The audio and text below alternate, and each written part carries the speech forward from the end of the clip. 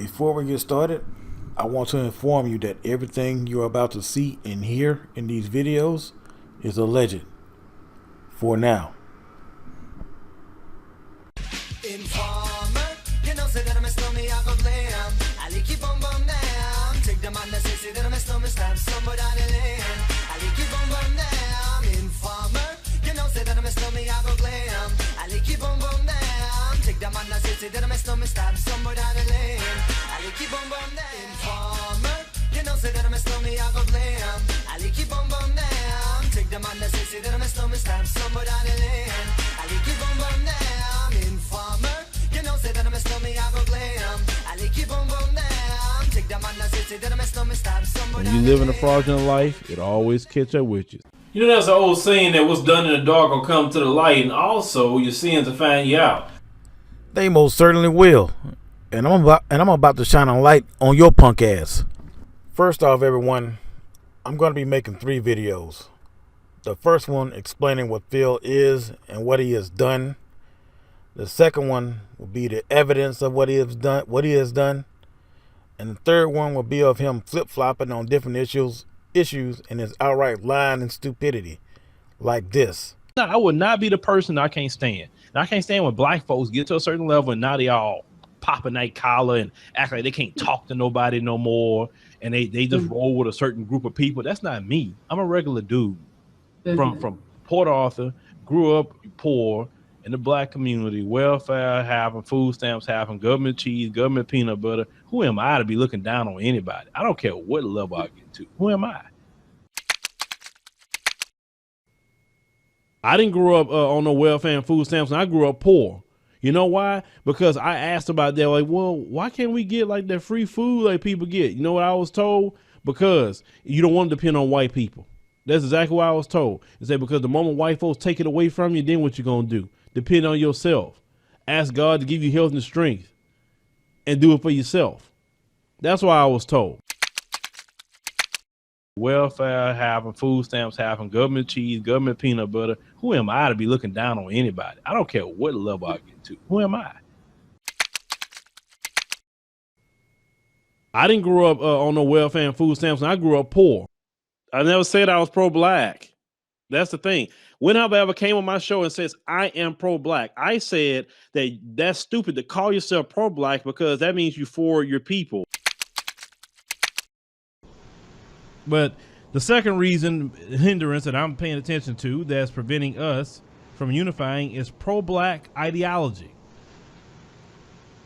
Nothing wrong with being pro-black. You should be pro-black, you're black, right? You should be pro-black, you're black, right? You should be pro-black, you're black, right? You should be pro-black, you're black, right?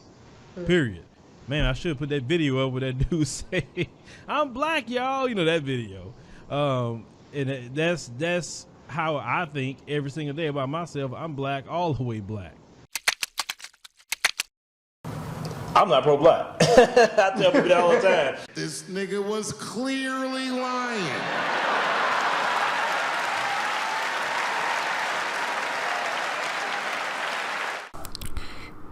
Here this nigga is literally telling you that he is not pro-black and laughing in your face as he's doing it. And you still want to send him money? And believe me, we are just getting started. We got a long way to go in going into his punk ass. The videos are going to be over 10 hours long, so I'm not going to make y'all wait a long time to hear the good stuff. So right here, you can hear how he really feels about black women.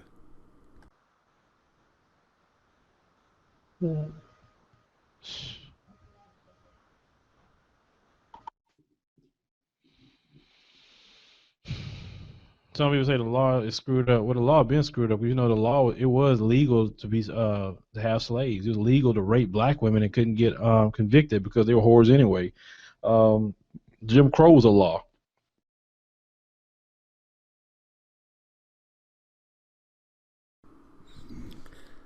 Black women who were slaves were whores anyway. That, ladies and gentlemen, is what you would call a Freudian slip. He sees black women as whores. This isn't the tip of the iceberg. This is just one snowflake of the iceberg. Now, we have all heard Philip Scott say he wasn't conscious, so to speak, until 2015. Well, I'm going to play 2 clips of him saying that, and then I'm going to play a clip of him in 2013, and you can decide for yourself. I want you all to think back to the first time you heard the name Farrakhan. Now, if you're not familiar with that name, you are not going to know how to pronounce it. The first time you hear it, you're going to be here like, Farrah who? Farrah what? Or what's a Farrakhan? So you're not going to know, like I said, you're not going to know how to pronounce that unless you are familiar with that name. But let me talk about my history real quick, because there's a lot of people that's coming here and they think they know my whole situation, or they just know this version of me. They don't know how I started. But when I originally started doing the YouTube videos itself, it was more so like a hobby for me. And, I would work my job. It was a hobby. I would talk about different issues that I saw fit, at that time period, I talked more about what Pookie and Ray Ray was doing. And I talked a lot more what the Hood Rats are doing. I did a lot of that kind of commentary back in that time period. And, people would watch it. People would agree with it. And at times people would pass me news stories. And I would cover these news stories. People would actually like my opinions on that. But I wasn't what you call quote unquote conscious, if you want to use that word. I wasn't that at all. I knew racism exists. Of course, I'm black in America, but I wasn't where I'm at today. So my mindset was more, kind of just go along to just let me get in where I fit in. That's kind of why I was at with it. I wasn't all that rah-rah fight the power or anything. I wasn't back in that time period. I had my family prior to me coming to consciousness. I had my kids. I had all that stuff prior. So some people coming in and just seeing this, what you see today, but that happened over time. And when we did the coverage of the Million Man March, say 10-10-15, and as I started to study the Honorable Minister Louis Farrakhan and the Honorable Elijah Muhammad and Khalid Muhammad and all these different figures, surrounding the nation, is most of the message that I started hearing. I say, well, wow. I said, that's interesting. I started really getting into, I started saying, man, they right. And I kept listening over, and I'm like, I just couldn't. So when we covered the Million Man March, well, actually, me and my wife together went to the Million Man March, and we had a lot of conversations with a lot of the brothers and sisters and the Native Americans. But I started doing YouTube, let me think, 2008-ish, back in the day. And it was like, just like I said before, it was a little hobby for me, and I would do it in between time. And I didn't get a little bit more serious about it to maybe 2012 or so, 2012. And at this time period, I kind of knew what racism was. I live in the South. Of course I know what racism is. But I didn't understand white supremacy. I didn't understand anything. I was more so like, you don't bother me, I don't bother you. If you like it, I love it. That's kind of my life, and that's how it always have been. So me and Lovely T back in 2015 said, hey, we'll go down there and cover the Million Man March. This is something we need to cover. It'd be good for the community. And I said, yeah, why not? Why don't we do that? I think that's something because, we never traveled to do anything before. So as I started to study the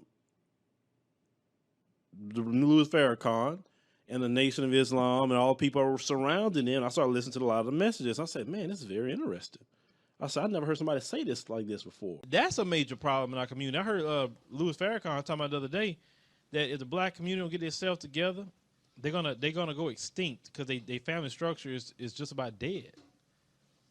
That's what he said, and I said, I can't refute that one. Ain't nothing changed. Still down with Farrakhan. So I started listening a lot and went to Justice or Else. And me and my wife went together to Justice or Else. It was a working trip. We didn't sleep. It was up in the morning. going here, going there, filming this, filming that. We were both there together. We met a lot of people. Like I said, I got to meet Russell. I got to meet a few other people there. A few heads definitely in the nation. We had pretty good access. Got to meet some Native American tribes and some good people. And so I say, you know what? My YouTube platform may have to change. I say, because what am I doing? What am I doing here? And I started really thinking about it. I say, can I make a change for the better using the power of social media? So that's when I made a change at that time period. Now, prior to that change, back before then, single man, not the man I am today. I ended up meeting my wife.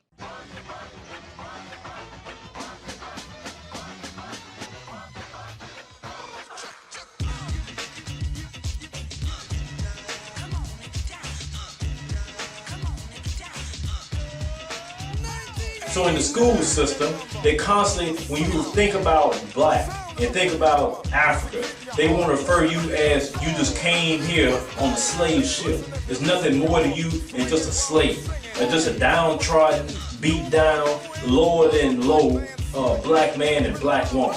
They didn't teach you in school that you come from a place full of gold, diamonds, that you come from a beautiful place with many different languages, many different cultures, that you built pyramids, you had science, you did awesome things in this world. You was not just somebody's slave.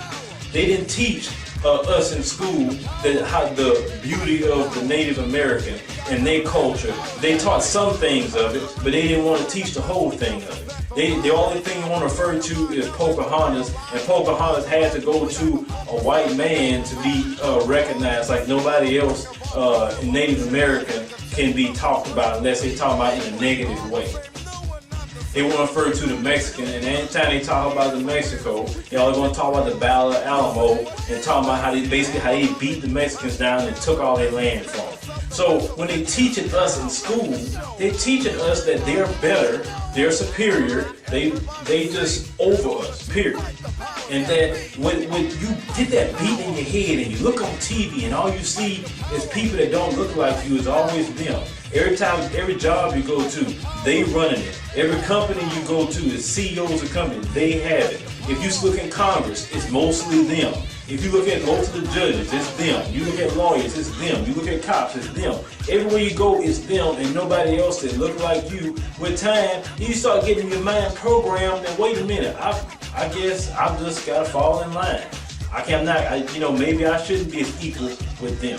And you start building a self-hatred and you want to mock and copy them.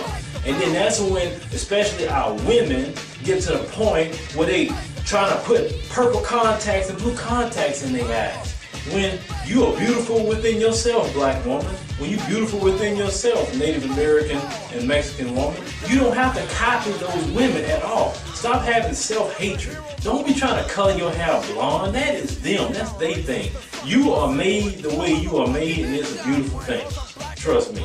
Nobody can match the black woman in her beauty, the Native American woman, the Mexican woman. Nobody can match your beauty. They even trying to copy your beauty. They trying to copy your color. They tan themselves to the risk of cancer to get the colors that you have, black woman and Mexican woman. They want the bodies that the black woman and even the Mexican woman have. They actually want to do things like you, but they want to keep their position where they're at. And see, this is what group us together as a people, is that we suffering actually from the same thing. And you need to see it as that. And, by design, they want our communities to be poor. In the black community, they don't want us to have businesses. In the Mexican community, they don't want you to have businesses either. They don't want you to thrive and strive. They don't want you to send your kids to college and all that stuff. They want us poor. Because when you're poor, you start looking to a life of crime. And a lot of our brothers, black brothers, a lot of our Mexican brothers, they get in this gang life. Because a lot of times they're poor, they don't have much. They don't get the job opportunity like some other people get. A lot of times it's prejudice against the black man and prejudice against the Mexican man in this country.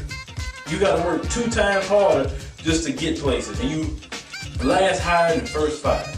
It's just how it is. I didn't make it that way. It's just how it is. And they turn to this life of crime, and they start getting this fast money, and they building jails every day. And who's the most in the jails? The black man in America, and after him, the Mexican man. That's the two prominent people in jail. The most disenfranchised and the most people who suffer the most poverty in this country is the black man and the Mexican man. And they're just locking us up and making money off of our people. No, OJ want to be, he joined the Nation of Islam now. I'm serious, bro. I just sent a picture. Oh, you concerned? I'm sorry, I made a laugh, but when you said it, I'm just sending a picture with a beef pie. It's crazy. I'm dead serious, bro. I saw that on the news, man. OJ didn't have. Now, I wonder what Brother Farrakhan have to say about that. But you know Farrakhan, he probably say, "Oh, we welcome, brother." You know how Farrakhan is. He's, He knows how Farrakhan is. In order to know how somebody is, you have to know who they are and what they're about. Who gets in public? Like when Lil Wayne said what he said about Emmett Till, that should have been in Lil Wayne. He should have just said that no more. Well, at one point in time, it would have been. You know. Yeah. I'm saying if Lil Wayne would have said that back in the time of Public Enemy, that'd have been in Lil Wayne. When we still actually had some sort of sense about the community a little bit, and actually rappers was speaking more on social conscious issues, and Lil Wayne wouldn't have survived. But now, shoot, you can say whatever you want to say. That's fine. It don't matter. I'm from Chocolate City. I grew up when it was Chocolate City. And like you said, the Public Enemy era, y'all know you couldn't be out of the loop. You couldn't be a not self-conscious black man. You couldn't be, or you'd be out of the loop. Yeah.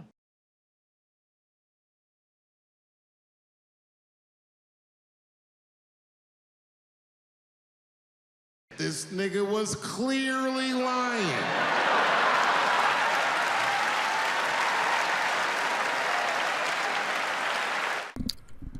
Sounds conscious to me. Now that you know you can't believe anything that comes out of this nigga's mouth, let's continue. Here are a few things I will be showing you. I will show you him reading from a teleprompter because he doesn't know shit. Just watch him as he does his videos. He keeps looking at his desk like he's reading from a script. A script that his wife probably wrote for him. I will show you fake callers to his show and fake positive comments he has left himself. I will also be critiquing his big fat ego and behavior, like throwing his own mama out the house because she raised her voice to him. I'm going to show you how he's tricking you out of your money, allegedly. And I will show you him trying to cover his tracks by re-uploading a video with material he hacked from my computer and tried to change the date. And I will be playing a phone conversation with him and Tommy Sotomayor. And during this phone conversation, he tricks Tommy and hacks his computer. Also, during this phone conversation, he himself is going to tell you why he stopped trashing black women. And it's not the reason he's given you before. Oh, before I came into my knowledge.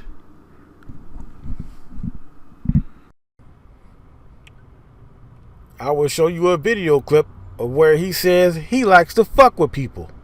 Like he's been fucking with me for over 5 years. And I will show you how he fucks with people, even his fans, in a slick, backhanded, passive-aggressive way. Like the title to his book. He likes to throw things in people's face and say, "Ha! Look at what I got away with." I will even show you a clip of him admitting that he is passive-aggressive. He is like some kind of weird, sick freak that has a fetish of fucking with people. If you don't know what passive-aggressive means, it means that someone will fuck with you, then try to act like they didn't do shit. What you are about to watch is going to be the most comprehensive takedown of anybody on social media. And I'm not saying that like I'm bragging. I'm saying it because he deserves it. I think those of you who have been warning us about him for years will be very pleased, especially since he's going to wind up in prison for a few decades, which is where he belongs. Unless, of course, he's an informant. Then he won't be going to prison.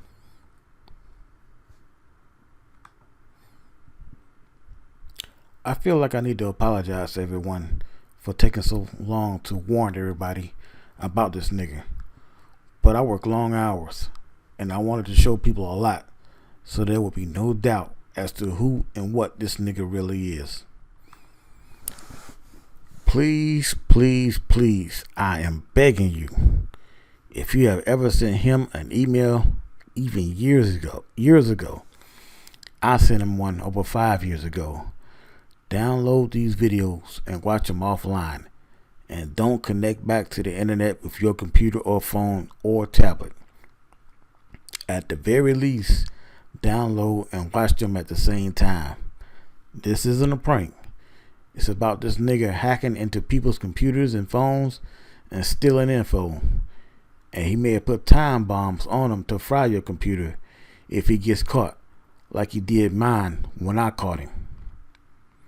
Better yet, if you can afford it, disconnect from the internet now and go out and buy a cheap computer and a new router to download and watch these videos.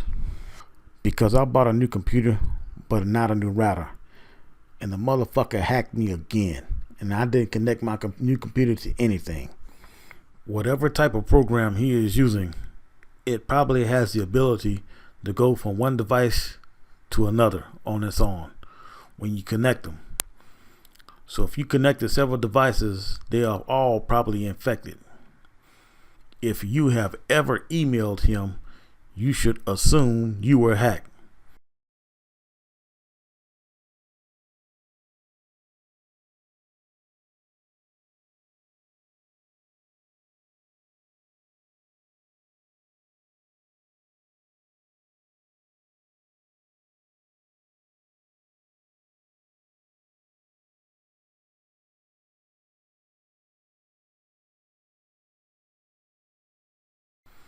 Because once he finds out about this, he will be scrambling to destroy evidence, which includes your computer and other devices. If your computer magically dies like mine did, don't worry. The info may still be on the hard drive. If the videos get taken down on my channel, everyone has my permission to re-upload them. Please use the same title with re-upload in the title. And please share it with everyone on all social media platforms, especially in Africa and the diaspora, because they are the most vulnerable to this punk nigger scamming them. Because I know his plan is to do copyright strikes to get the videos taken down, even though he uses clips of other people's videos all day long and doesn't get permission. I know he's thinking that I don't have many subscribers, so if I say anything, it won't get noticed. In part 2, you will see him and his bald-headed friend try and mock my writings and info I was creating about black YouTubers being agents, material he hacked from my computer. Secondly, I have to give a formal apology to Tommy Sotomayor, someone who I can't stand, by the way, and Money Woodgrain, and others who have called out this lying piece of shit fraud years ago.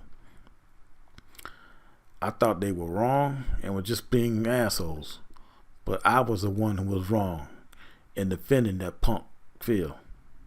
So fellas and fellettes, I am genuinely sorry.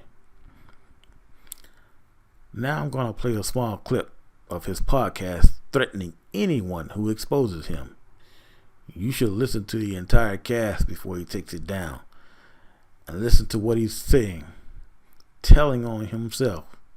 Now, my motto has always been, if it's just on some internet things, you making your videos, go ahead and do that.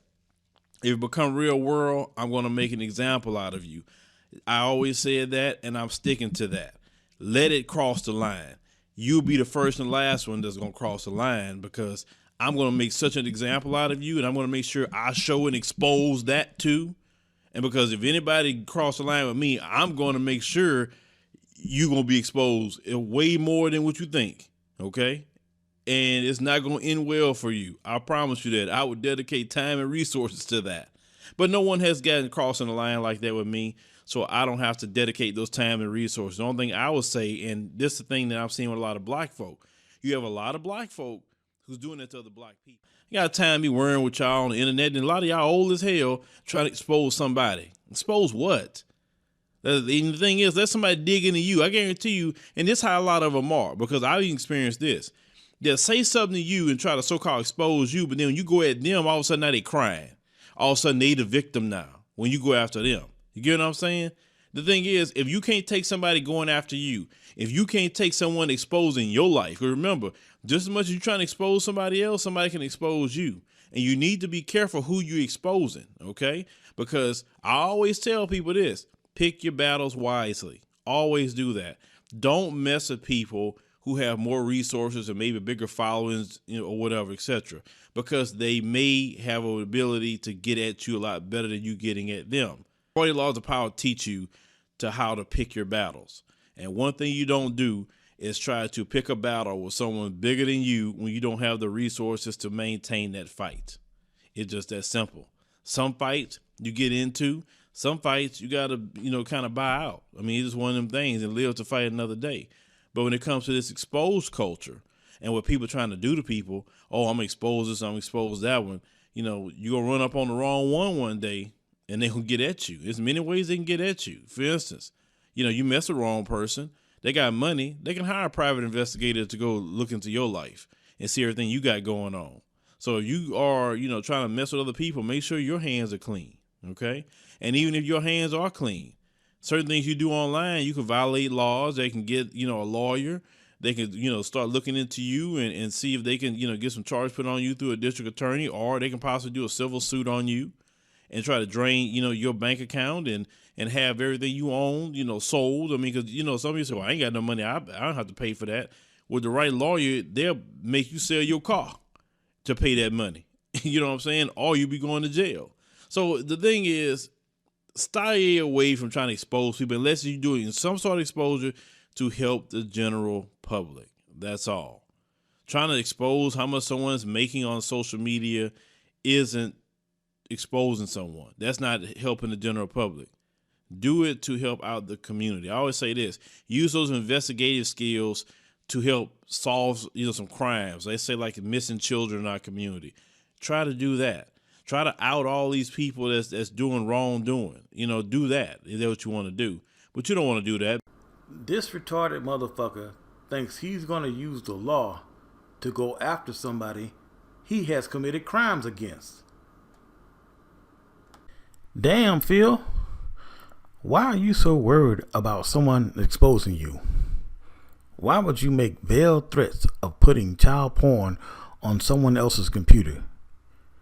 You can't expose someone who hasn't done anything wrong. So why are you even talking about being exposed? You know that old saying, if you haven't done anything wrong, you have nothing to worry about. Well, I guess we're about to find out why you are so worried, aren't we?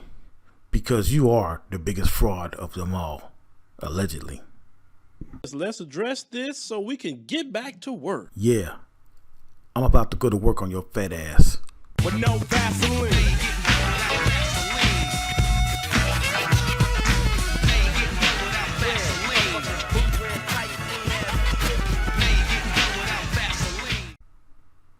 You fucking fraud. Allegedly. Sometimes I believe even bad things happen for a reason. And I think this motherfucker hacking me was a good thing in a way. Because if he hadn't hacked me and been stealing from me, he might have never got caught. And he would have kept on going on and scamming everybody. Now, before we get into the videos, there's something I got to tell y'all about. Back in October, I was almost done.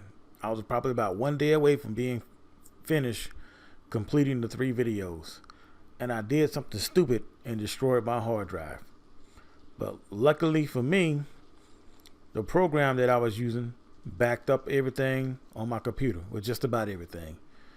So I was able to put it back together. And on top of that, I was able to find more things that this motherfucker has been lying about, like him dating white women and various other things.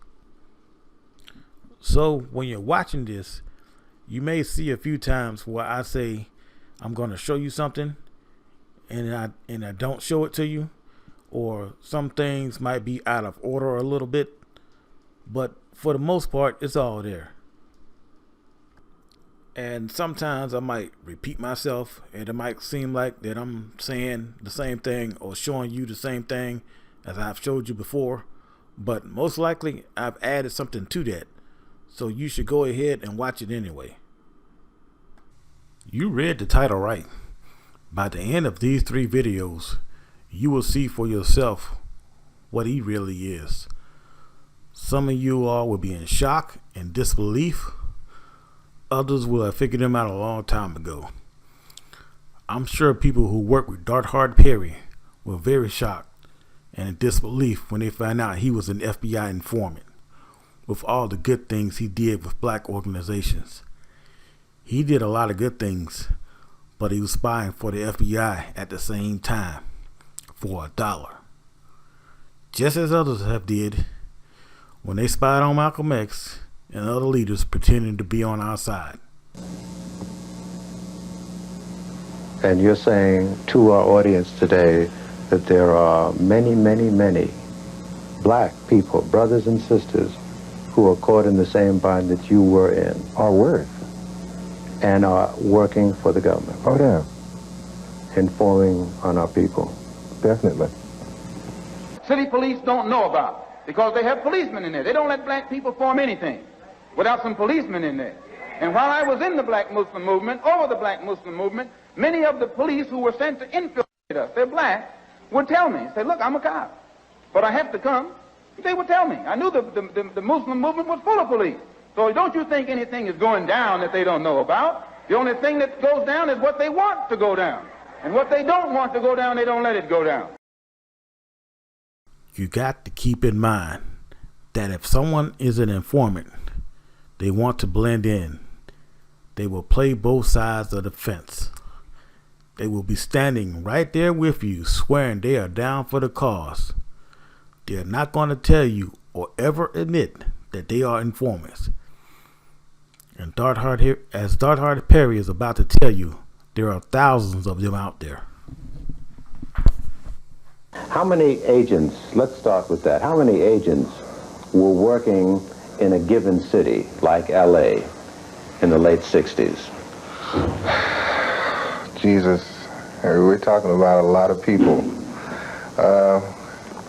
Like I said before, in the state, I would say 700 to 1,000.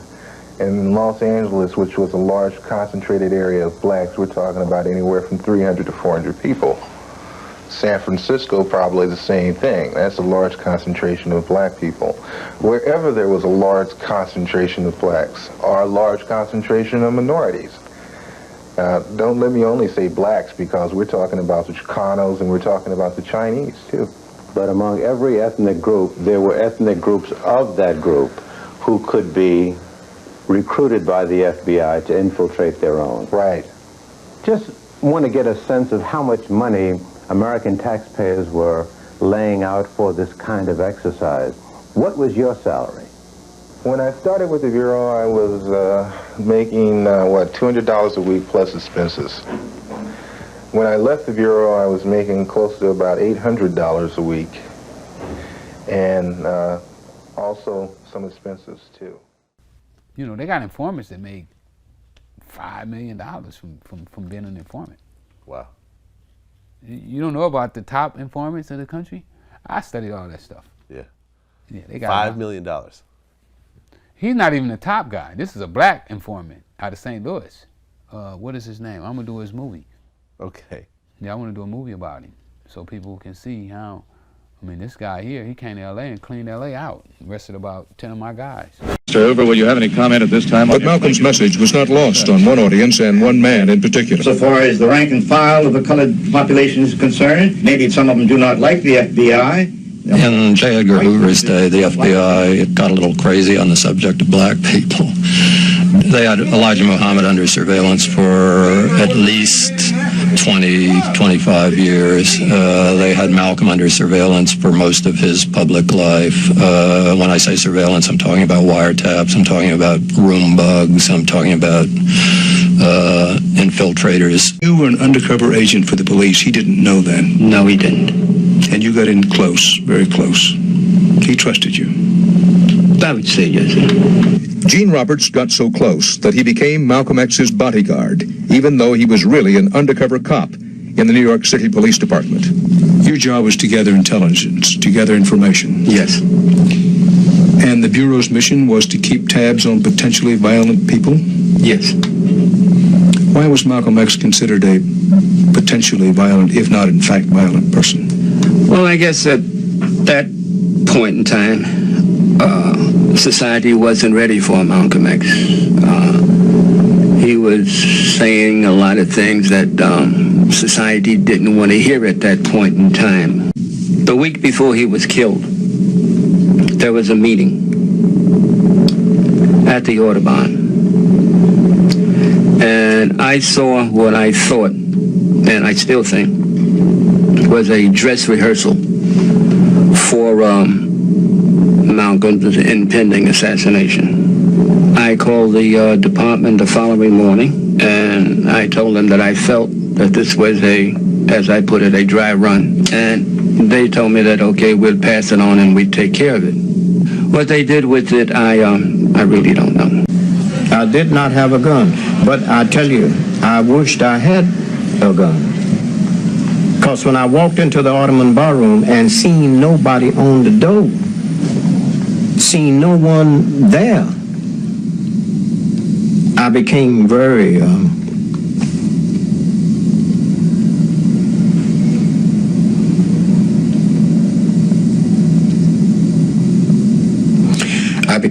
upset. And I went direct, as I walked to the back of the room, I asked, I said, what is this? And they said, this is his request. He told us not to put nobody on the door. I said, don't give me that. Don't give me that. I said, somebody in here is playing games. And a commotion started. Two individuals near the front got up and one of them hollered, get your hands out my pocket. Malcolm said, all right, all right, all right, all right, all right. And all of a sudden, that's when the bullets start ringing. I saw three individuals from the front get up and just started firing at him. They came running down the middle aisle toward the exit. I turned and went back, and two of them passed me. And I met the third individual, and just as he turned the fire at me, I turned sideways and hit him with a chair, and I knocked him down. I saw him scramble up, run out the door.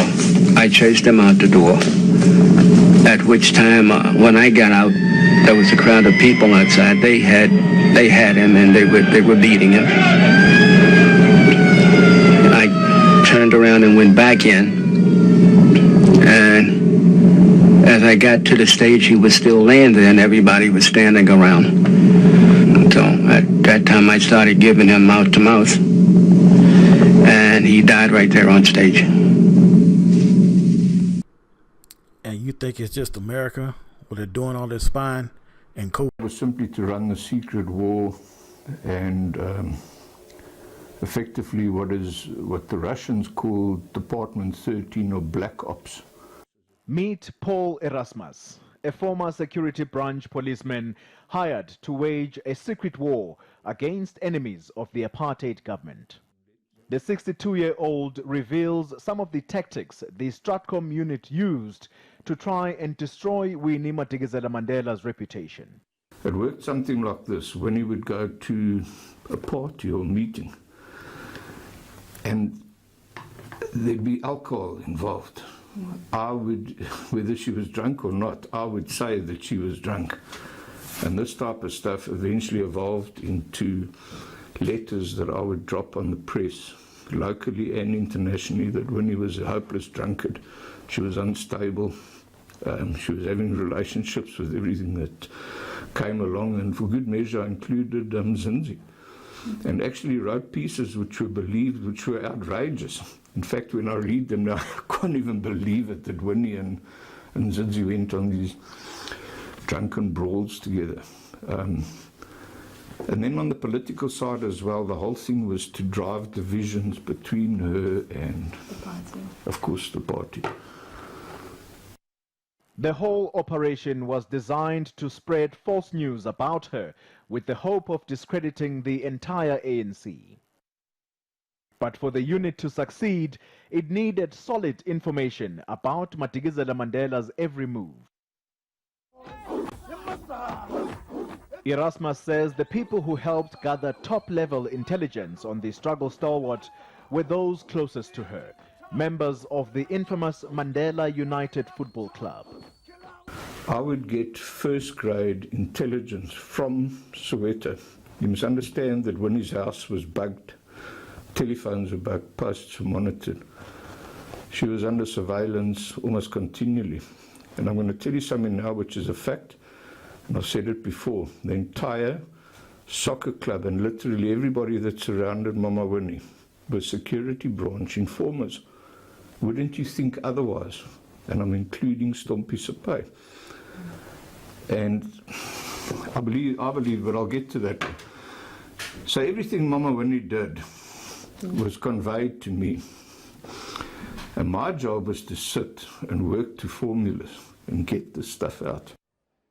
From a propaganda point of view, Erasmus says the infiltration of the Mandela United Football Club was their most successful operation on Madikizela Mandela. I'm telling you this as a fact. They were all working for the security branch, including Winnie's aide-de-camp then was a woman by the name of Zeliswa Falati. And the death started when the one found out about the other. And Jerry Richardson actually admitted this in court. He didn't go as far to say that he worked for the security branch, because I don't think, look, he's dead now, isn't he? As far as I know. Anyway, I don't care. The fact is that he found out about Stompie, and Stompie was told about him. Now, it's very possible that security branch Soweto poured the petrol in the fire and let them destroy each other. Erasmus says Madikizela Mandela was targeted partly because the nationalist government had realized that it was close to losing power and would soon be forced to enter into negotiations with the ANC. So, authorities began looking more closely at the ANC leadership. And they saw people, moderates in the ANC, that they could deal with and cut deals with. And this is quite ominous. And we were lectured about this very openly. I attended one seminar after the next. And the whole word that they were using was, we've got to become pragmatic now. We've got to neutralize the radicals in the ANC. The names were there on the list. And it's amazing that it actually worked out this way. Chris Hani was murdered. Winnie was so discredited and sidelined across the board. And the people that they saw as as moderates that they could deal with, like our ex-president Mr. Thabo Mbeki, and many others, were the people that actually eventually emerged as the leading faction, where the others were neutralized. I think the biggest fear was that the populist element of people like Winnie and Peter Makabe, and of course Chris Hani, the communist label on him was terrible. Years later, Paul Erasmus would come face to face with Madikizela Mandela and confess to the crimes he'd perpetrated against her. The former apartheid agent says he later became friends with Mama Winnie, and that's how he refers to her now. Olim Gambi, Johannesburg. And you notice, now you got motherfuckers on YouTube trying to tarnish Nelson Mandela's legacy, calling him a sellout and trying to get the young people to forget who he was and what he's done and what he sacrificed. And you got these agents out here who are trying to get black people in the diaspora and black people on the continent fighting each other over dumb shit. That should tell you that they are fucking agents. Someone is paying them to put out this bullshit propaganda to get everybody to fight each other. Take some time out of your life and read that Willie Lynch letter again. And you look at all the different shit black people are fighting each other over. Hebrew Israelite, Christian, dark skin, light skin. And here's something else for y'all to think about. That damn Twitter. Now you gotta ask yourself, how in the fuck can somebody be on Twitter all goddamn day and night and have a fucking job? You notice some of these Twitters, they are on Twitter all the goddamn time. That should tell you that it's a fucking revolving door. That it's several people on that account putting out bullshit to get people to fight each other and hate each other over dumb shit. I'm telling y'all what they're doing. This shit is COINTELPRO all over again, but on a bigger and more massive scale. They are spying on all of us. Every time some bullshit killing happens to a black person, every time some black person is killed unjustly, they're out here looking in the comment section, looking to see what black people are saying, and they are tracking them by that.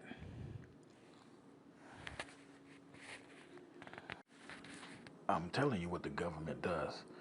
They won't commit the crime themselves. They'll let their informants commit the crime, and then they just won't charge them.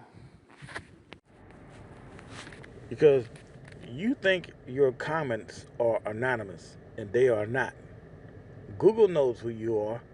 Therefore, the FBI and any other government agency knows who you are. They know the IP address from where the comment was sent. They know what internet service company the comment was sent from. They know what type of computer the comment was sent from. They know what city, what state, and what city it was sent from. So the shit is not anonymous. And like I said before, they are stoking y'all. They are coaxing you in this shit so they can spy on you legally. See, I know exactly what the FBI is doing. They're not committing the crimes themselves, so to speak. They let their informants commit the crime, and then they just don't charge them. They don't bring them up on charges. They let the informants do all the hacking, illegal hacking and everything, and they just don't charge them. And I also believe they got these motherfuckers out here who are informants who are out here robbing people and other kinds of shit, and the FBI knows about it and they don't do anything. And the reasons they do this, it's not just about racism. It's about money. We have always been a money-making machine for them. We have always been their meal ticket for centuries. Whether it be here in America or in Africa or in other parts of the world. These government agencies, what they're doing is they're using us to justify their budgets. Because what they'll do, they'll go to Congress and say, hey, we need $300 million to finance this because we got these black identity extremists out there and they're planning to take over the country and all other kinds of crazy shit. They'll say that kind of shit to justify their budgets and their salaries. Now, I have an article from 2011, I think, that I'm going to show you all later when I start making videos. And it's about this, I believe it was a warden or a sheriff or something.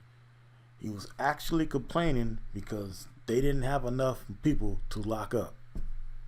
They were complaining because the crime was low, and because they wasn't putting enough people in jail, because it was hurting their salaries.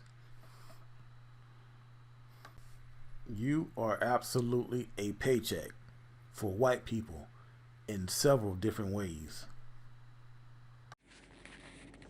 A lot of the people he has interviewed are people who this Gestapo government we live under would want to spy on.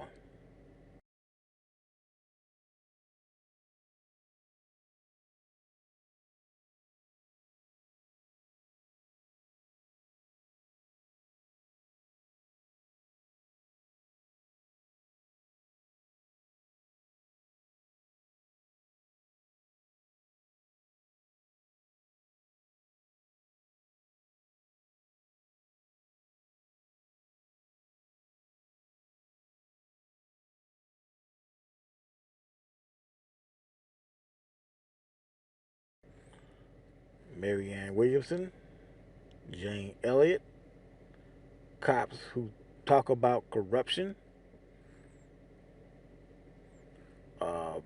people from Africa who are activists.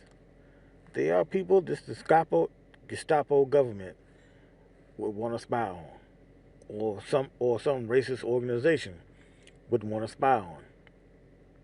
You don't think they don't spy on us? These racist organizations, they do spy on black people. This country is and always has been a racist country. I'm going to tell y'all something else this motherfucker done did. And I think I got it. And I'm going to show it. If I have it, I'm not going to show it. He actually made a video where he came out and said the fucking FBI follows people on social media like YouTube. They got a whole bunch of fake accounts and they join people. They subscribe to your channel. So a lot of subscribers to your channel are fucking FBI, or the fucking FBI. Let me take a quick break and say this. If what I'm saying to you sounds kind of robotic, it's because I'm reading what I wrote down. I wrote down a lot of shit and I can't remember it all the shit he done did, so I had to write it down. So if it sounds kind of robotic, that's why.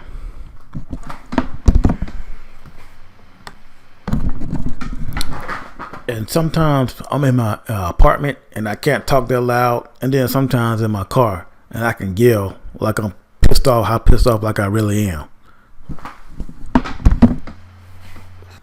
If you have never seen those Darth Hard Perry videos, you must watch them and listen to them sober. I will put links in the description. You don't know about this nigger is nothing but a new generation Darth Hard Perry. Except this time we know who he is. He's not even the top guy. I'm going to show you that this nigga hacked my computer and stole my research and work, and has been spying on me for years, allegedly. I mean, this guy here, he came to LA and cleaned LA out. Some things he stole outright. Oh my God. Some things he took bits and pieces of and tried to change it up a little to make it look like it was him and make it look different. Not only that, but he has been trolling me on my comments and on other people's channels, trying to debunk my comments like a jealous little bitch. For years, him and some of his fucking associates, they have been taking my comments that I left on YouTube and making a damn show out of it. This nigga has taken my phone conversation that I've had with my mother and put it in his show, as I will show you. And he has also taken my comments and making it look like he was the one who had knowledge about it and he didn't know shit. I wouldn't be surprised if he talked shit about me to other YouTubers to get them to block me for making comments on their channels, or telling them not to associate with me, and at the same time stealing from me. And I'm going to tell you how he hacked me, allegedly. And believe me when I tell you, I'm definitely not the only one he's probably hacked. He's probably hacked hundreds, if not thousands of people, stealing their personal and business info and getting rich off of it. The nigger is nothing but a liar and a thief, a common criminal, as I will show you by watching these videos, allegedly. And I'm also going to show you some of the psychological tics this nigga has, where he throws things in your face and laughs at you, like how much money he has. You are not going to believe how much he is worth. Here's a hint. I'm going to tell you something about how I feel about this word, nigga. I don't usually go around calling other black people that, even when I don't like them. Growing up back in my day, black people didn't go around using that word, especially around white people. No one ever said it around white people. I've only heard my parents say it maybe once or twice. The only time that word was used was when we talked about a very despicable black person. Someone who was rotten and no good, usually out of anger. Here are some examples. I like a woman with a little fire. Now I warn you, Wendell. You take one more step and I'll let loose with the loudest scream you ever heard. Hey, that sounds groovy, because we both understand that a no means a yes. None in this house will go.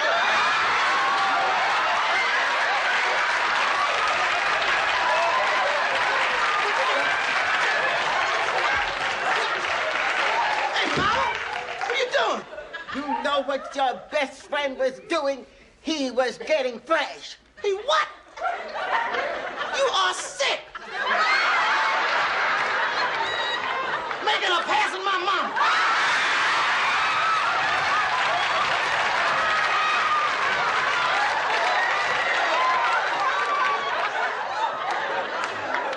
Now, wait a minute, George. It was me he was making passes at. At you, Weezy? Why is that so hard to believe? It ain't hard to believe. Nigga, you got to be crazy.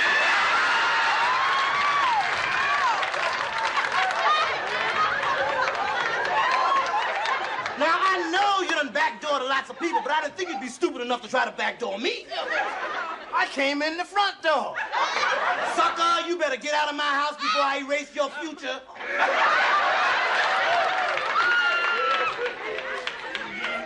You just cool it, George, man. I was just trying to help you out. Help me out, man. You trying to make time for my wife. You thought you were helping me out? I thought you was my friend. I am your friend.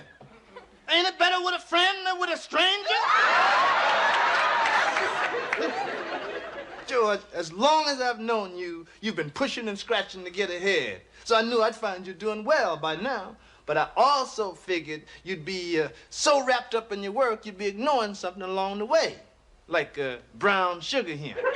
Yeah, well, you figured wrong. Well, I don't know about that, pal. You know, I made my life's work lonely and unwanted women. Both my wives played around. Even my mama did. Well, this mama don't. That's telling him, Louise. You want me to hit him again?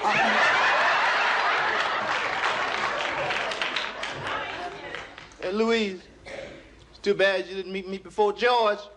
We could have been married and divorced by now. Look, you better start moving while you still got legs. I'm going. I guess this means we can't be best buddies anymore, huh? Only when I think of the old days. Yeah? Those are the only good days I got left to think about, bro.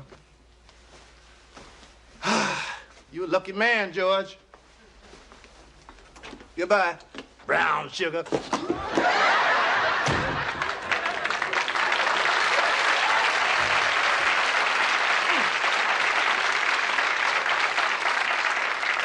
Damn, my best friend. My oldest and best friend. You really liked him, didn't you? Yeah. But that don't matter now. Is it true what he said, Weezy? You know about you feeling unwanted? Weezy? Well, you don't pay as much attention to me as you used to. I ain't got as much time as I used to. I know. Weezy, look, I'm sorry. How do I make it up to you? Where do I start? Well, if you gotta ask, you better call Window back.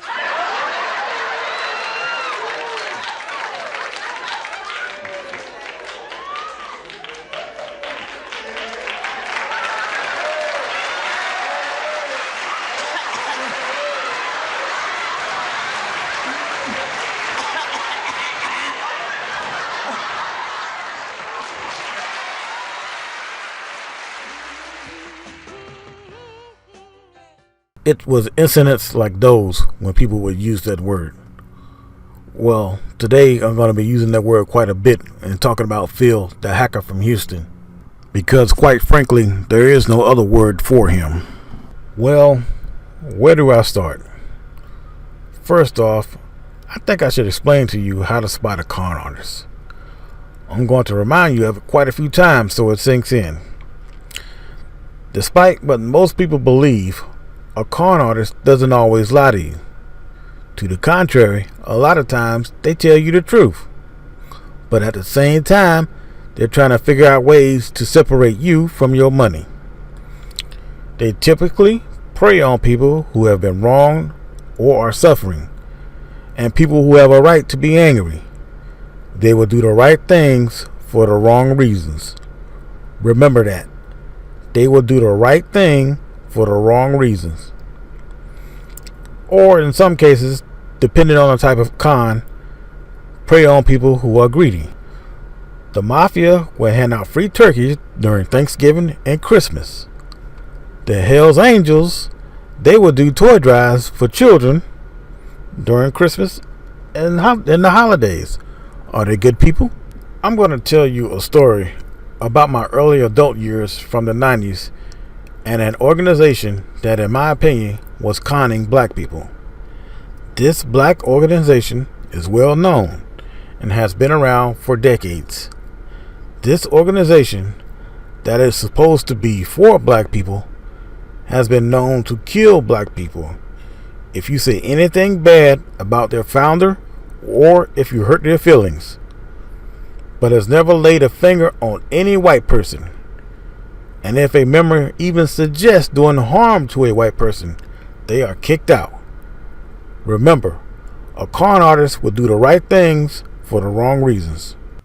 Back in the early 90s, I was in my 20s. During this time was when I read Malcolm X, and I was heavy in my blackness. I still am.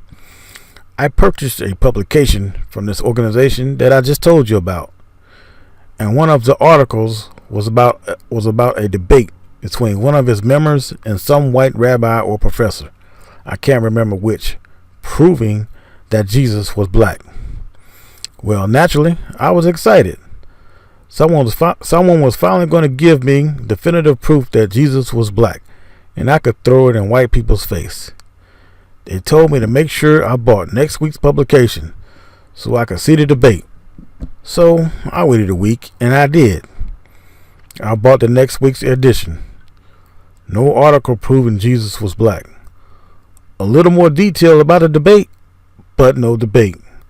But once again, I was told to buy next week's publication so I could see the debate between the member and the white guy.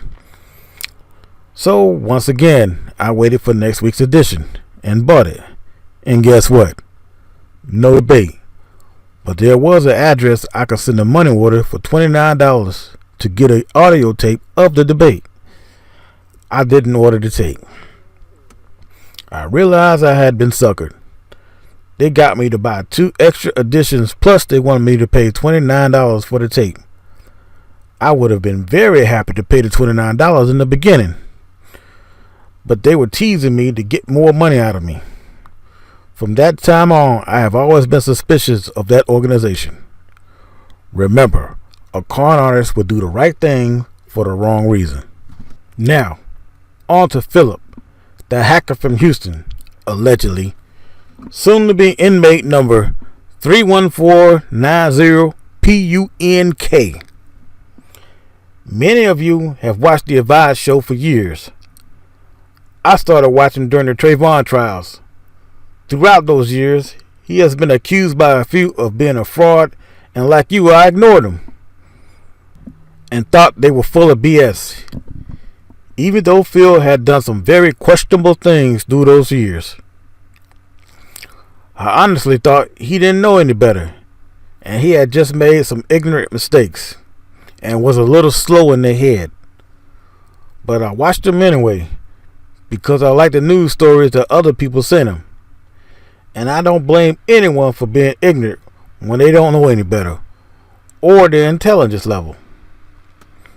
As time went on and I watched his videos, I began to notice that some of the things he was saying in his videos were just like the comments I left on his videos and videos on other channels, and my research and writings I had on my computer. At first, I didn't think anything of it.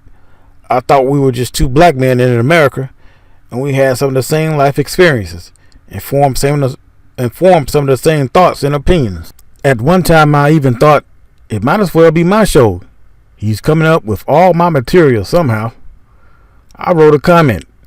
Wow, it's like you're reading my mind, on one of his videos. A comment I can't find in my history now because he probably deleted it. But again, as time went on, it became more unbelievably obvious that something was going on. How in the world could he be coming up with the exact same thoughts, research, writings, and images and videos I had on my computer, practically word for word? I didn't want to believe he had hacked me. Not Phil, who was doing so much good informing the people. Not someone who knew I supported him by the comments I left. He wouldn't hack me and steal from me. I thought, how could he hack me from just watching his videos and leaving comments? How could he be copying the voice notes I left on my phone? Then one day, as I was on my computer, I could hear keyboard strokes coming from somewhere else. Then it struck me. I knew for sure this fat, no good nigger had hacked me. Then it came back to me. A few years ago, I sent him a news story via email. A news story he didn't give me credit for. When has he ever given anyone credit for sending him any news stories? I can't remember if the email was linked to YouTube or if it went through his website. Most likely YouTube. But that's how this fat punk nigger hacked me, allegedly. You know how you're always told, don't click the link in your emails and spam. Only click trusted sources. That's what you're always told, so you don't get hacked, right? Well, that's how he hacked me, allegedly. He put a remote access Trojan, also known as a rat or something else, in his email link. And when I clicked the link to email him a news story, that's how he got me, allegedly. It probably took down my firewall so he could get in. And like most people, I connected my phone to my PC, so he hacked that too, allegedly. He has been turning on my mic and probably my camera too, listening to my phone conversations and what's happening around me when I'm not using my phone, allegedly. If you don't know what a rat is, it means that they can see everything on your computer and control it, and even delete files and add files, etc., without you knowing. When you hear me call him fat, don't take it the wrong way. I know some people can't help it because they have a medical condition. I'm fat. For now. I gotten fat due to my inability to work out from car accidents and my job. I'm talking about his laziness and greed. I don't pick on people because of their looks unless they ask for it like he did. Then I don't care. When I started Googling how to tell if your computer was hacked, when I heard the keystrokes like magic, my computer died. It was like somebody flipped a switch. When I started leaving voice notes on my phone about what I'm telling you right now, the data from my SD card was wiped clean. Files on my computer disappeared right in front of my eyes. Files I was creating about him. Some of my Google history has been deleted, and I never delete my history. These are the reasons I say he is an informer, because he is too stupid to know how to sabotage computers and phones on his own. Someone gave him the software and the know-how to how to do it. By the way, you lazy fat sack of shit, you see this? You can't wipe this clean. You might have fucked up my computer so it can't boot up, but the hard drive still works, and I'm able to see all the incoming connections to it and everything else. Those of you who have been watching him for years should remember when he stole Dr. Frances Cress Wesling's work not long after she died and tried to pretend he thought up those hypotheses and came to those conclusions on his own, and didn't give her 1 ounce of credit for it. Remember him fumbling around with the papers? He was fumbling because he knew it was wrong, but he didn't care. That right there should tell you. That one thing should tell you he's a no good, dirty motherfucker. He calls himself a journalist, but he plagiarizes Dr. Frances Cress Wesling and steals her work. Work that she spent years of her life researching and putting together. Notice I didn't say allegedly. And even though he got busted for doing it, he still tried to do it again. Basically telling his fans, fuck you. I'll steal from whoever I want to steal. Here's the clip right here. As a matter of fact, after looking at this clip again, or after looking at that video again, I think this is actually when he did it. And he caught so much hell for doing it that he changed it and rearranged it.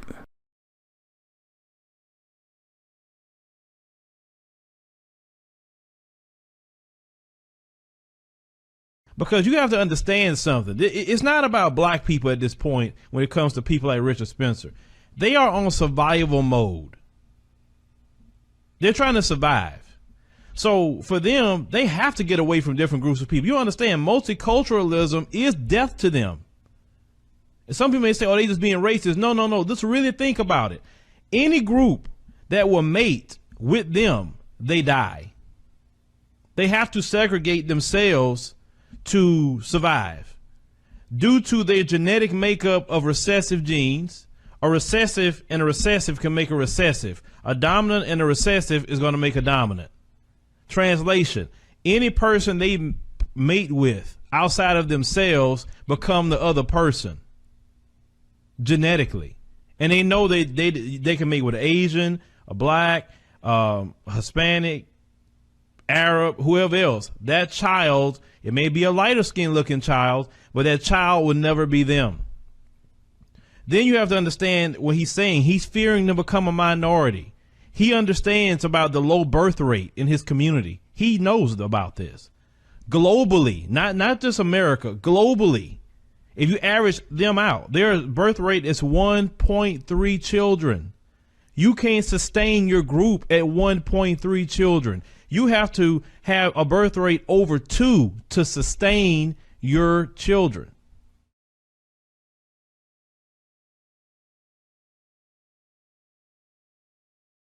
All over the place. You're a psychiatrist, and you're author of a theory. Here's what she's saying.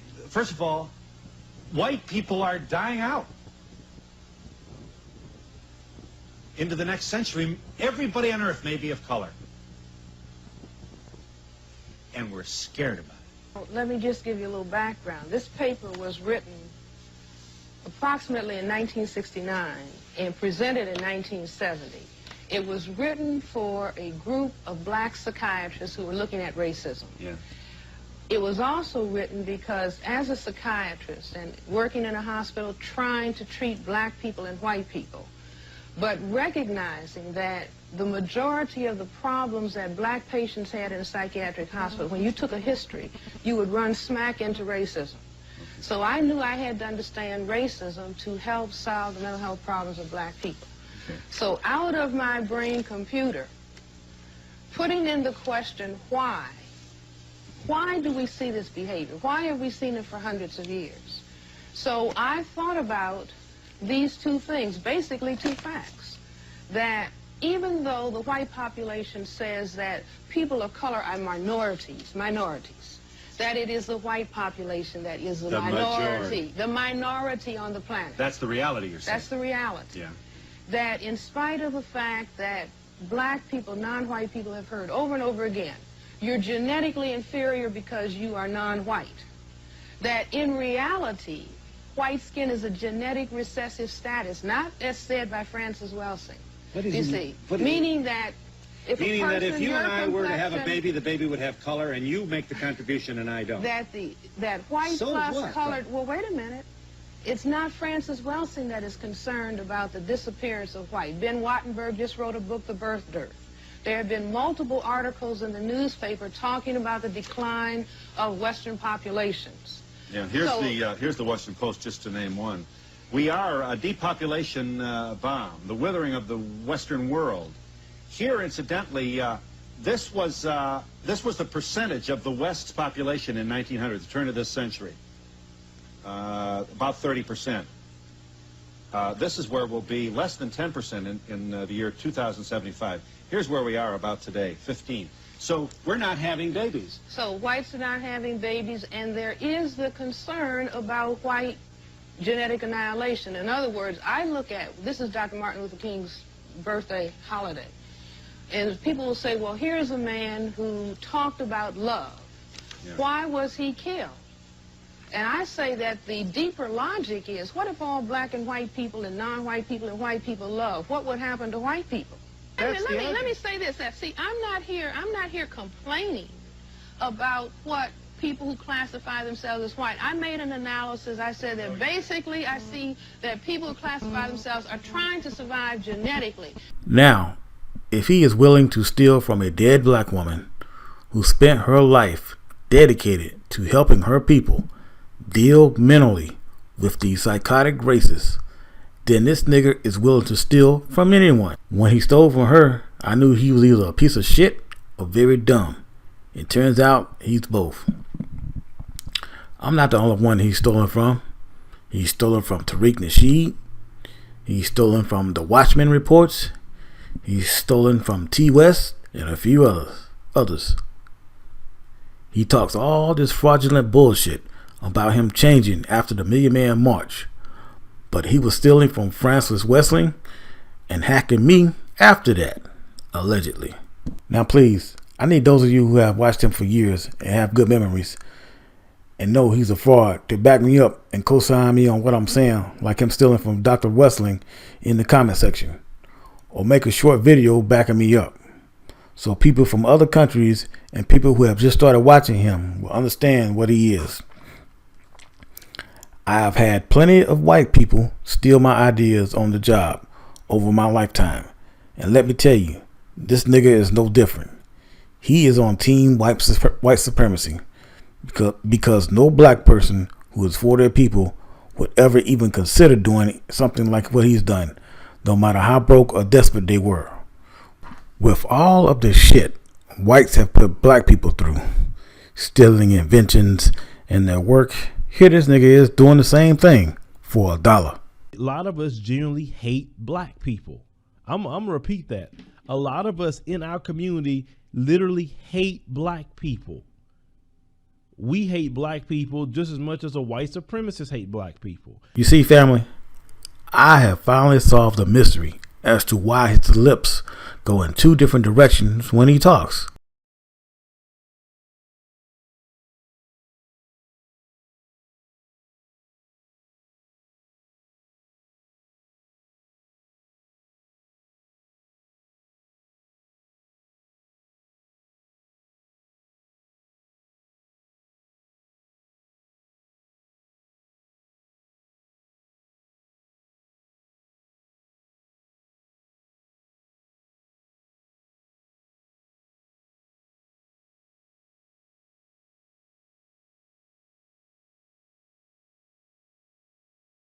It's because he's talking out of both sides of his mouth. It's a curse put upon him.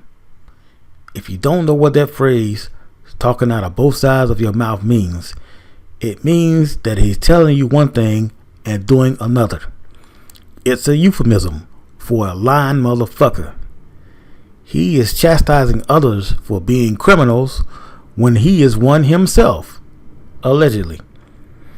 Like a preacher who hustles his congregation to get paid. Every time he lies, those lips go in two different directions. So watch his lips as he speaks in his videos. There is actually a psychological term for what he does. It's called self-loathing. He tries to punish others for the bad things he does, as in trying to call out TYT for scamming people and fake outrage when he is actually doing it himself. That's why he is always trashing preachers. He is doing the exact same thing himself he is accusing them of doing. I'm all for exposing it. I have no problem exposing preachers. I love doing that. That's one of my favorite things to do. So, but one thing I can't stand is pimp preachers and hotep hustlers. Can't stand the both of them because they both say that they're for something noble, but then at the end of the day, once the smoke clears, it's all about money, ego, arrogance, and what they want to do.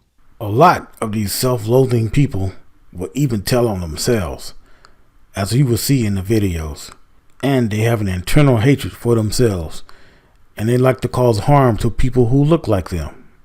Don't believe me? Listen to this. A lot of us genuinely hate black people. I'm gonna repeat that. A lot of us in our community literally hate black people. We hate black people just as much as a white supremacist hate black people, especially when it comes to black men.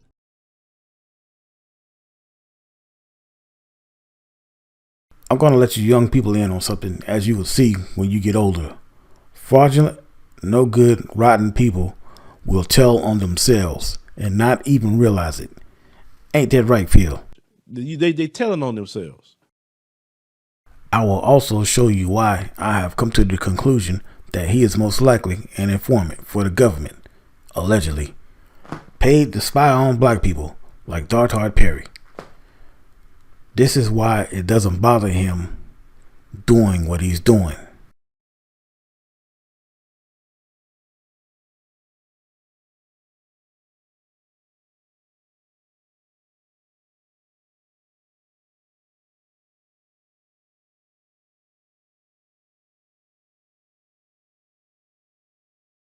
Many speculate Ernest Withers was a paid informant. Not only can informants provide law enforcement with tips, they can provide inside information into an organization's operation and even secure convictions with their testimony. The DEA says it can't effectively enforce the laws without them. There's a saying, snitches wind up in ditches. Well, we found out snitches can get riches.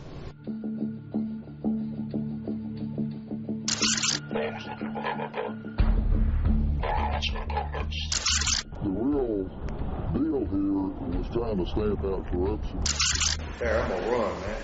Throw me one around the stack. Snitch, narc, rat, squealer. All nicknames for the confidential informant, or CI. Law enforcement calls them vital. Informants are considered one of their most effective tools. A confidential informant is someone who provides information about criminal activity to law enforcement officers. Their identity is kept secret to protect them against retribution from those involved in the crime. Most of the informants that we develop are actually involved in criminal activity. You get your best information from the people who are have knowledge of the crimes or are being involved in committing the crimes. Sergeant Clay Aiken with the Shelby County Sheriff's Office says 80 to 90% of their informants have become informants Look at me. following an arrest and are looking for leniency on their sentences. But others who don't have a case to work off are paid. Informants come from all walks of life. They can be photographers like Ernest Withers, lawyers, mothers, girlfriends, really anyone. But many times they're crooks. If we don't pay them and we don't get this information, it could involve loss of property or even potentially loss of life. Records on the number of informants and what they're paid is not made public by the Sheriff's Office. Aiken says informants are paid with seized drug money, not taxpayers' dollars. I've seen informants get paid anywhere from $50 to thousands of dollars, you know, but there's no set rate or no set fee. One of my law enforcement sources who works directly with informants says he's seen a Mid-South informant get handed $50,000 cash from one tip that led to a huge drug bust. And he says it's not uncommon for informants to shop their information around, selling it to the highest bidder, because $50,000 is nothing compared to what the feds can offer.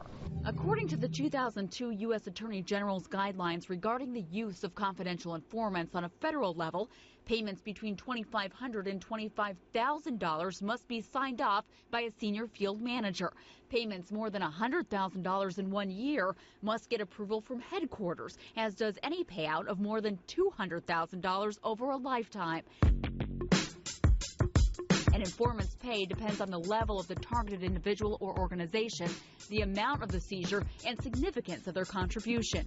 And while agents are required to inform the CI that it is taxable income that must be reported, some doubt that it is. My experience with informants who want to make a living at it is that they can make a pretty damn good living. Defense attorney Leslie Ballin has seen both sides of informants. He's represented those who decide to become confidential informants and has worked against informants testifying against his clients. Once you draw that line and become an informant, then you're supposed to live a law-abiding life. The truth of the matter is that that really isn't the case, and I believe that law enforcement at times turns a blind eye to what their informants are doing in the street.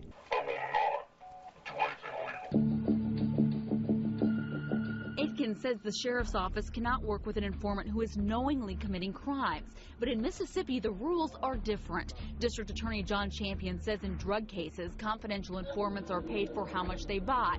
If they buy $100 of marijuana, they get $100. Champion says he had one ex-drug addict work as a professional confidential informant. He traveled around the country working for various narcotics units, making up to $1,000 a day. Champion estimates he got paid between $70,000 and $90,000 a year. He just came in.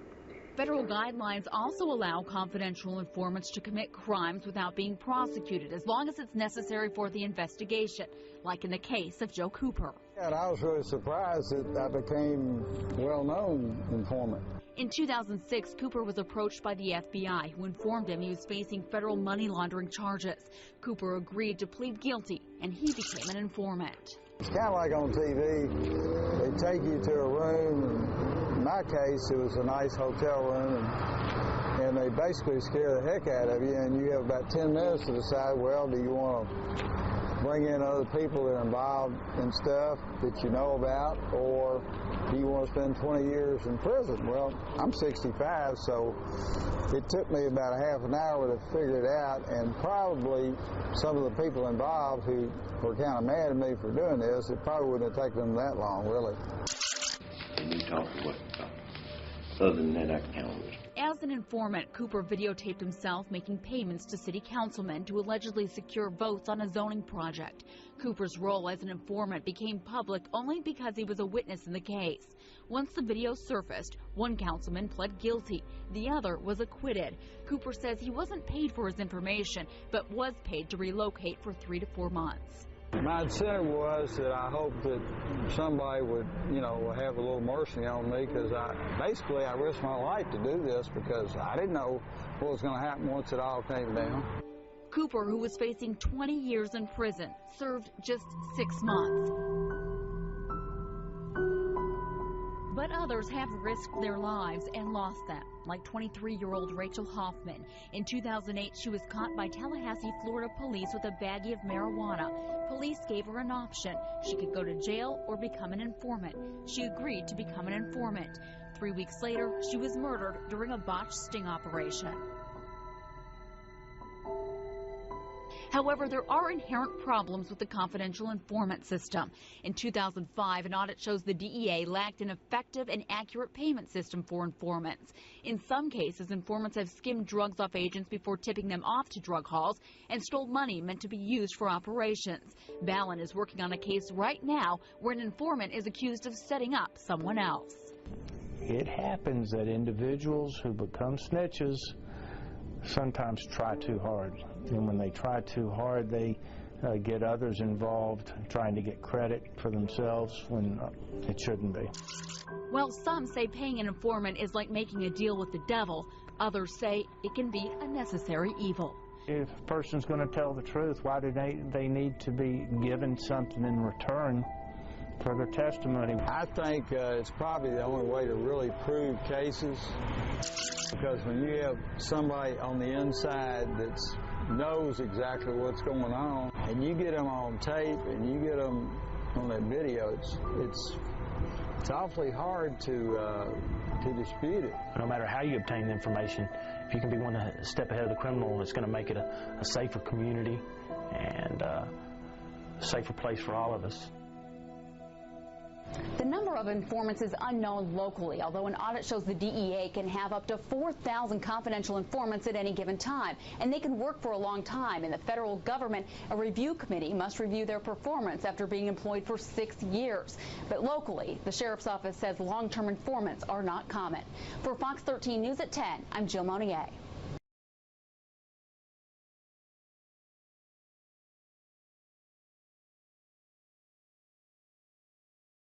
Now, I have a theory. Those of you who have been watching him for years, remember, a few years ago, he didn't make any videos, send out any tweets, or anything for about a month. And everyone was wondering what happened to him. Why did he disappear? This was right around the time the FBI started that BIE, Black Identity Extremist bullshit, and before the so-called YouTube ad crisis, when he threatened to shut down. Well, I think I know what happened. He probably committed some type of criminal act, and the FBI came at him and told him if he worked with them and spied on black people, his legal problems would go away. Plus, he would get paid. That's how they get people.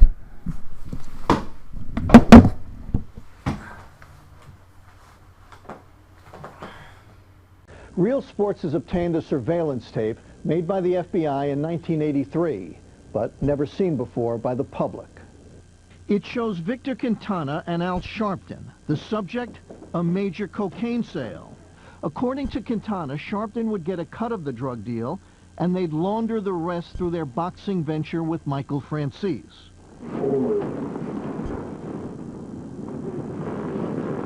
So, what kind of time limit are we dealing with this? Coke? Yeah.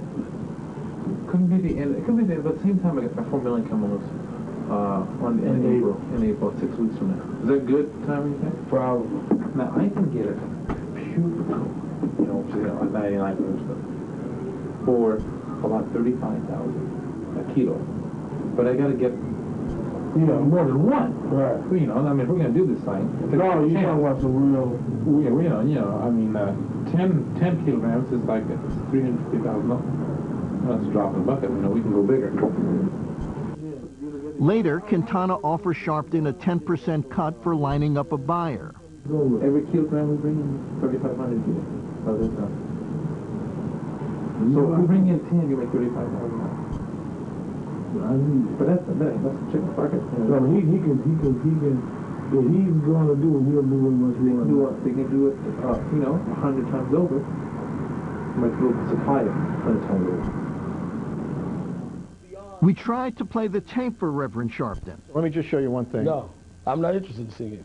Let me play this tape, and then Absolutely not. if you don't want to comment on it, you don't comment on it. No. You tried to play the game. So he ended the interview saying that he would not discuss the subject because he's writing a book about it.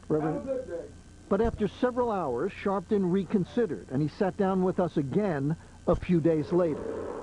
So, what kind of time limit we dealing with this? Cool. Yeah. I want to go probably. What does that tape show?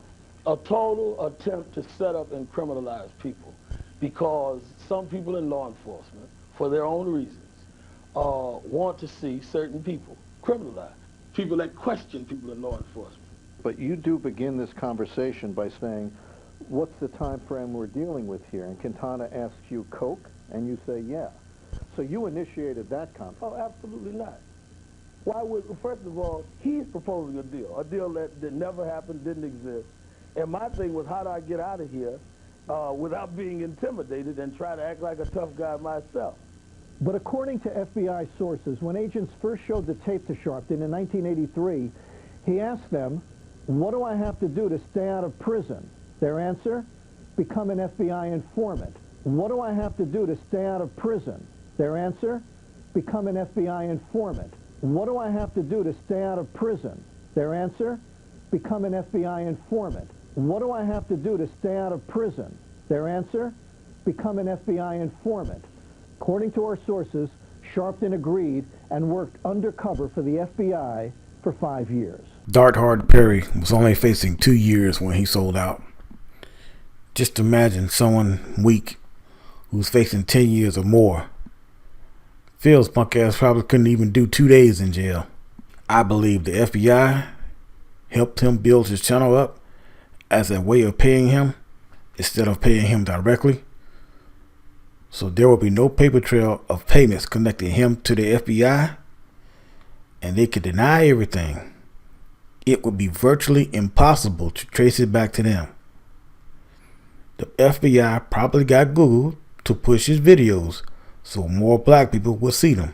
Understand, the FBI doesn't need to pay him because black people are paying him to infiltrate and spy on black people. That's right. You are paying an informant to spy on black people and steal from them. By watching his videos and donating, you are paying him to spy on black people. And this nigger had the nerve to play that tape of Malcolm X and the FBI trying to recruit him. Guess what, traitor? The FBI is going to leave you hanging. They will deny everything. You are on your own, and so is anyone else who has helped them.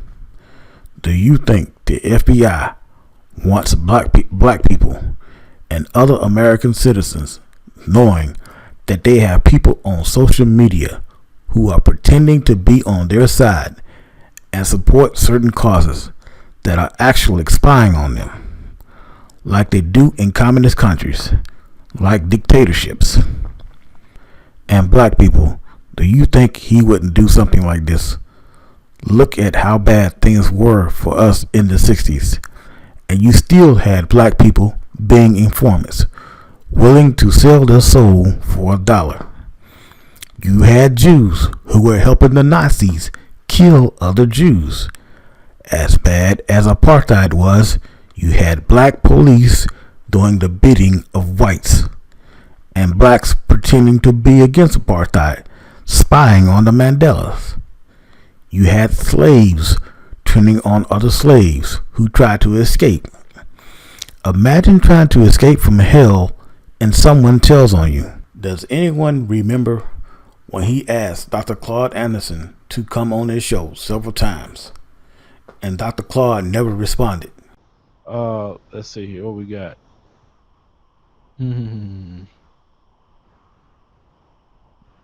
I was trying to go through, see if I can answer some relevant questions here. Can you interview Claude Anderson?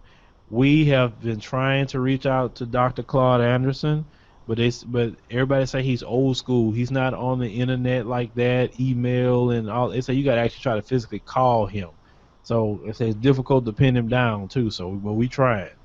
Oh my gosh, I love him. I love listening to his thoughts and ideas. I just love him so much. People keep telling me that about Dr. Claude Anderson. I've reached out to him several times. He didn't respond to what we reached out. I'm not gonna keep reaching out to a person if they don't respond. That's just that simple. Now, some of you know the man. That's a different story.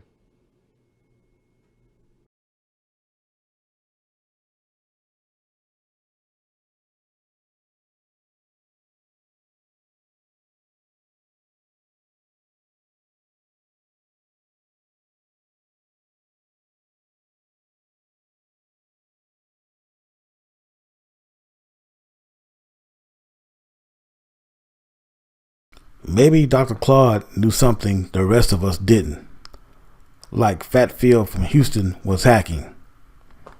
allegedly, and he was an informant, but he just couldn't prove it. Or he knew Phil was a fraudulent piece of shit and didn't want anything to do with him. If Dr. Claude had responded by email, he would have been hacked. Dr. Claude, if you see this, it was very wise of you not to respond to this informant. This no good thieving nigger. Allegedly. Have you ever noticed he's always saying, this person emailed me this, or this person emailed me that, and telling people to email him? That's because he's trying to entice people to contact him by email so he can hack, steal, and report back to headquarters. If he has ever emailed you trying to get you to come on his show, or just tried to get you to come on his show, you are most likely a target for investigation by the government. So we're here with former World Changers member Taretha. Now, she emailed me on Facebook and stated some things that I thought that was very interesting. You know, as we got done with the story about Creflo Dollar and the $65 million jet, her email upon other emails I've received, but it was something in her email that caught my attention more than the other ones. And I say, well, maybe I should reach out to her and see what she's talking about, because she stated in her email that she had some inside information based on her being in service there at the church.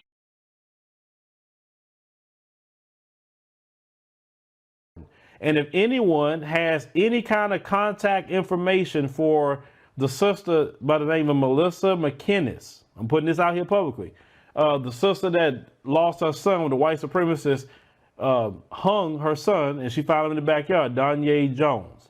If you have any contact information with her, could you please email me that? Because we would like to interview her. We'll go up there to her and interview her because her story has not been told. Do anyone have the contact information for Danye Jones' mom, Melissa McKinnis? I didn't have it. You guys were quick. You guys were sending me emails.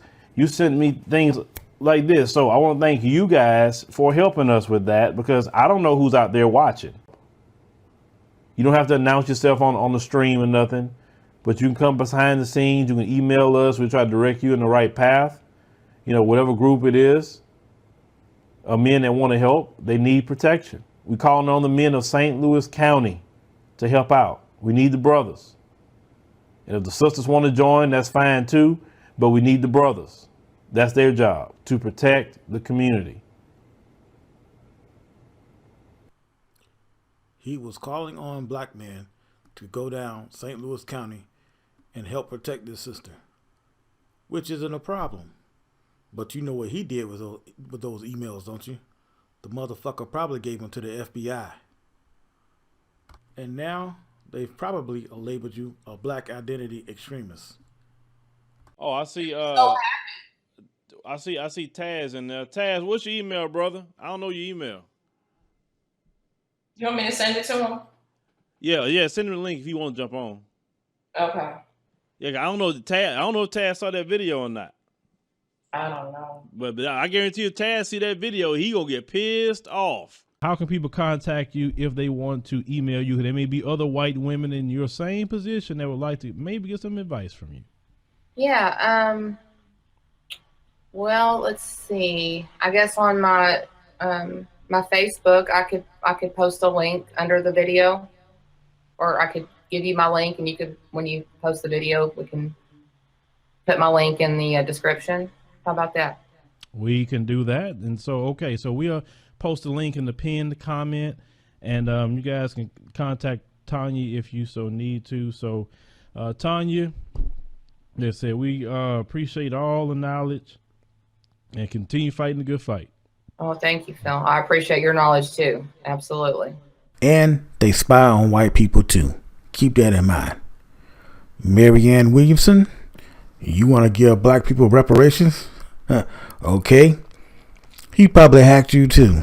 The only Hebrew Israelite I want to talk to, and I'm putting this out there, and y'all can tell him, tell Priest Zabak out of I think it's the House of Israel out of New York. I want to talk to Priest Zabak.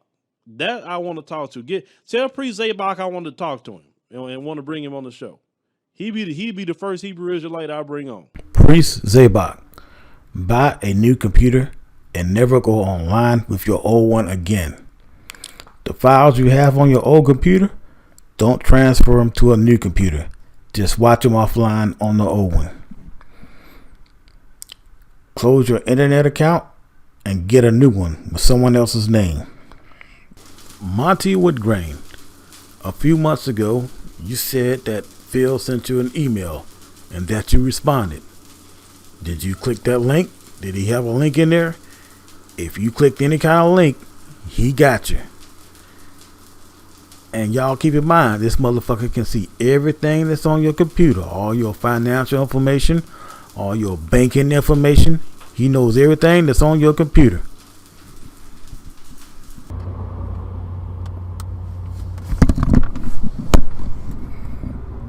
There is no telling what this nigga has put on my computer, or searched for it on it, or what he has downloaded and transferred to his computer, allegedly, pretending to be me, or anybody else's computer who has clicked his email link. He could be planning fake evidence for the government, especially since he has made veiled threats of the police finding child porn on the computer of anyone who exposes him. This dumb motherfucker admits that he will plant evidence on someone's computer. And I know he's put something on mine, because I got a few hundred gigabytes that I can't account for. No matter how hard I search, I can't find it where those gigabytes went to. It's unbelievable how stupid he is.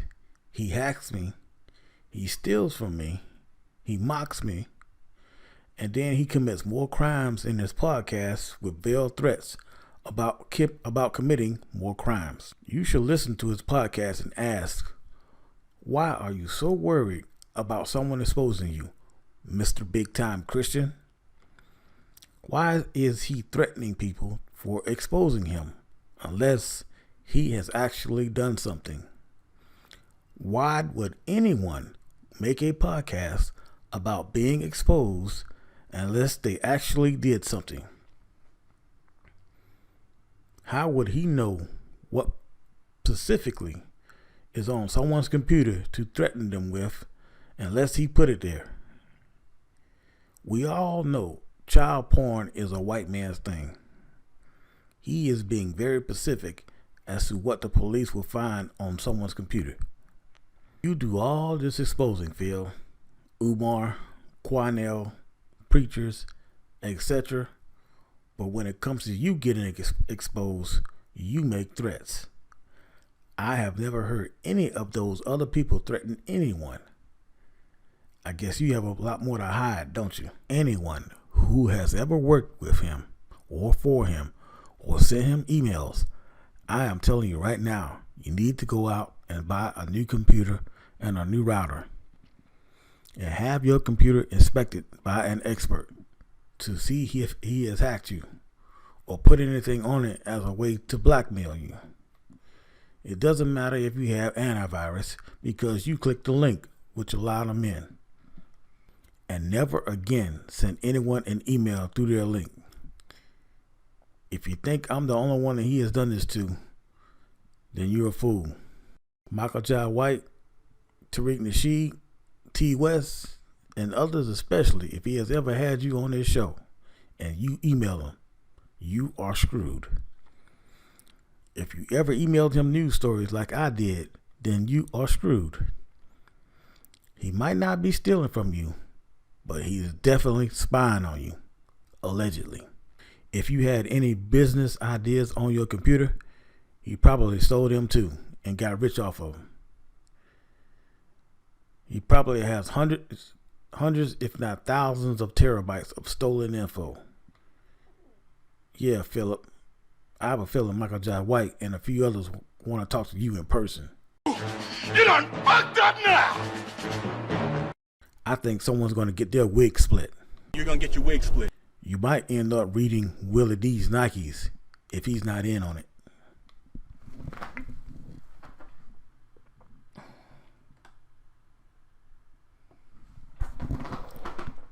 You know, he interviewed a cop that was fighting corruption. I wonder if he hacked him too. And please don't call him and ask him if he hacked you. Do you really think he will admit it unless he's forced to? Like I said before, if you have ever sent him an email, you should assume he hacked you.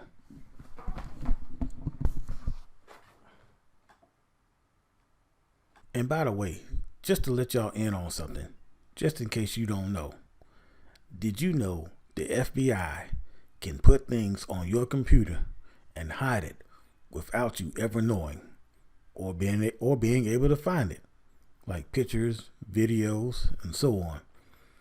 Even when it's turned off and unplugged, there's a way that they can do that. And they've been able to do that for the past few years now. They can see everything on it and put files on it. It's the new age COINTELPRO to discredit people. David Vitter, Julian Assange, all accused of having child porn on their computer when they spoke out against the government. If you don't know who David Vitter is, he was the head weapons inspector in Iraq, the top guy, the boss, and a Republican.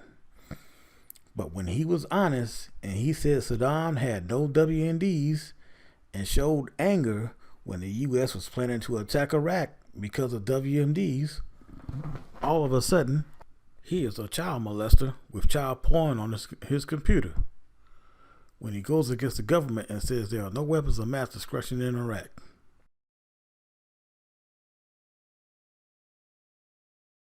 The main components of COINTELPRO were to spread misinformation, to discredit credible people and movements and spy on them and gather info. COINTELPRO wasn't just about black people. They went after white people too, and other races of people. They would make up lies like people being gay or communists, and they would get them to kill themselves. They would create fake evidence and trick people into killing each other, like they did with the Black Panthers. To the sister he interviewed in the Amber Geiger case, Bunny, I feel so bad for you. He probably hacked you if you emailed him and gave info to some authorities. This rat cannot be trusted. By now, we all know he's stupid, and he was probably given specific questions to ask.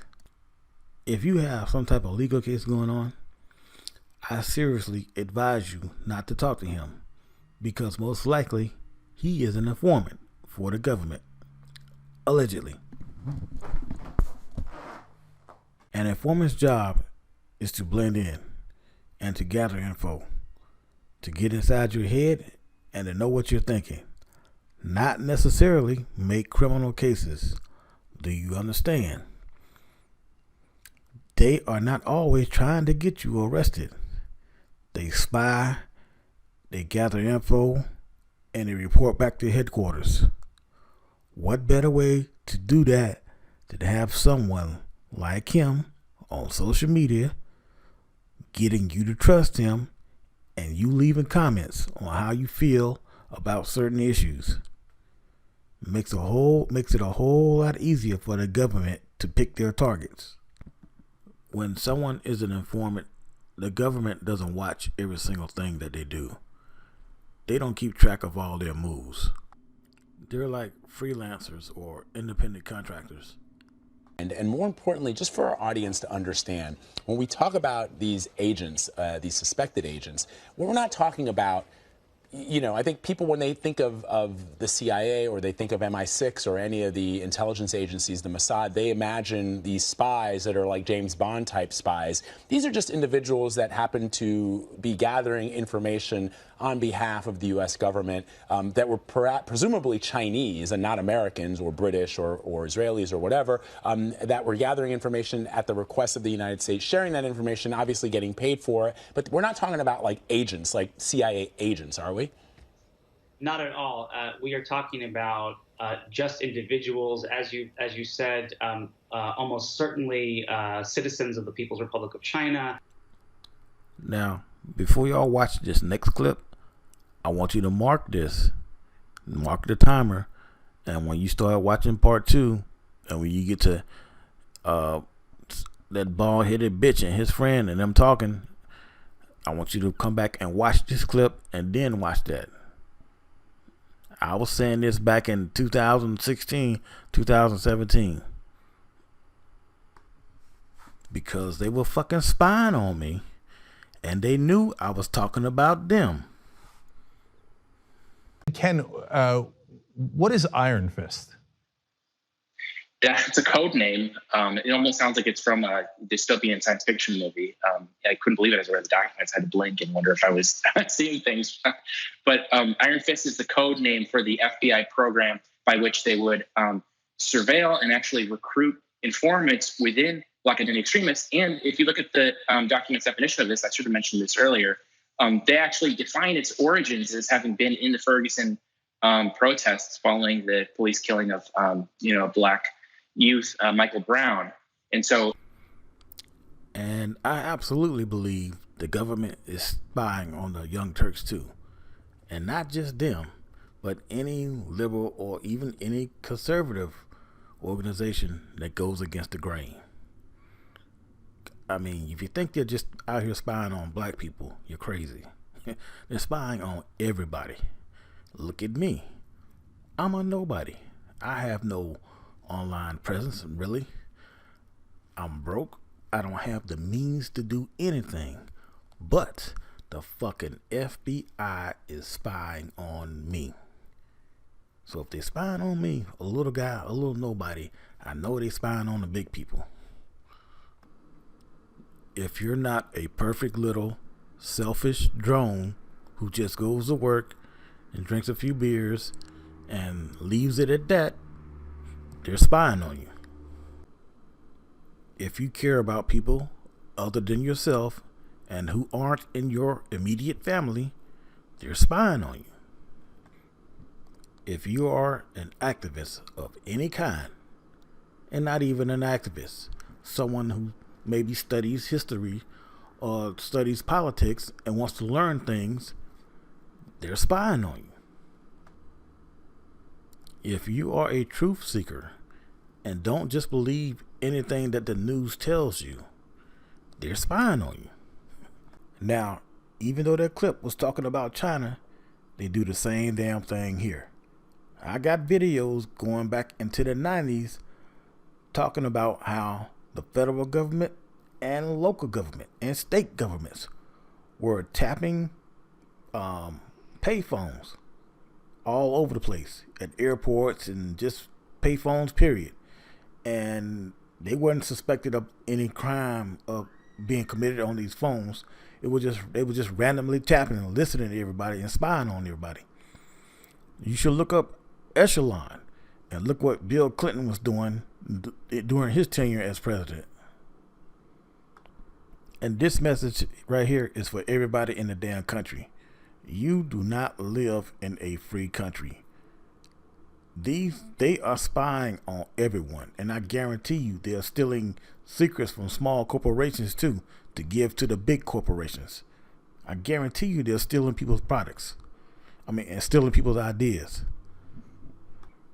I guarantee you some of these federal agencies are committing economic espionage against their own citizens. I'm going to let y'all in on a little secret. The police, the FBI, and other government agencies do illegal wiretaps all the time. They spy on people illegally all the time. They just don't use what they got illegally in court. Informants, police, FBI agents are all allowed to lie to you and commit crimes. But you can't lie to them. I want y'all to Google Hawaiian police had sex with prostitutes. Google Anchorage police and prostitutes, and you will see for yourself. I'm going to show y'all a news article about this man who was married to a woman for 6 years, and he was an informant trying to inform on her. Well, actually, he was a cop. This man was married to this woman for over 6 years just so he could spy on her and her activities.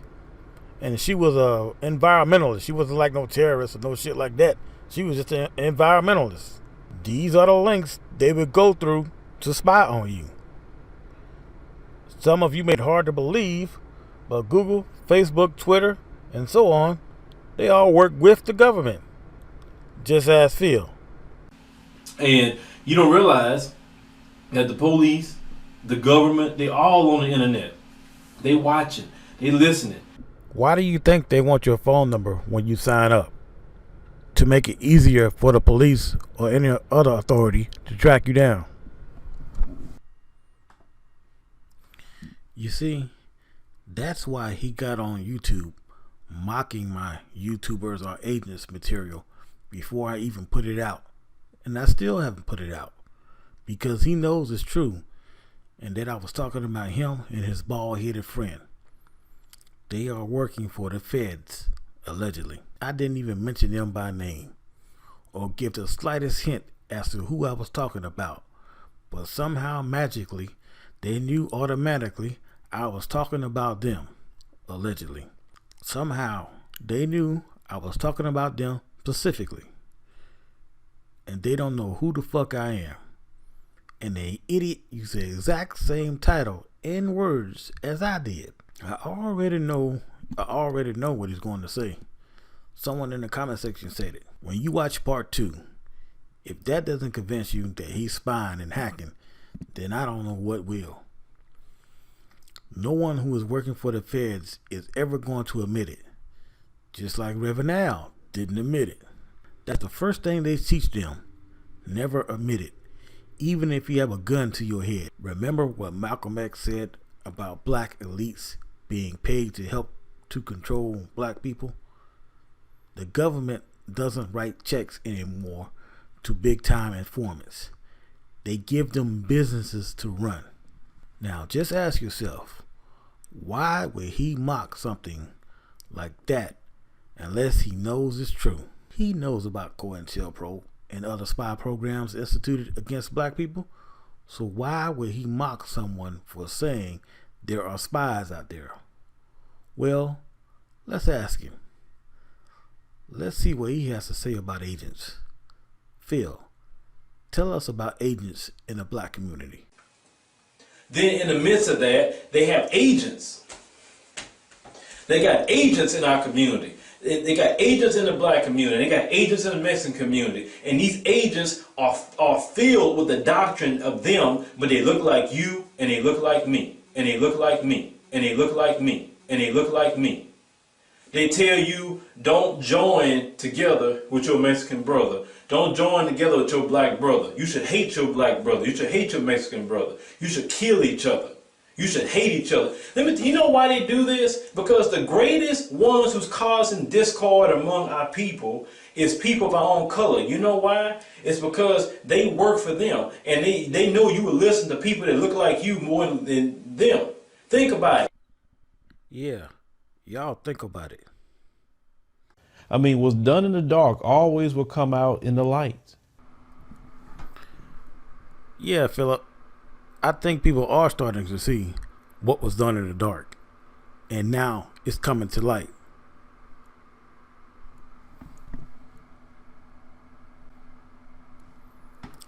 Now, don't y'all forget what I said about self-loathing people, all right?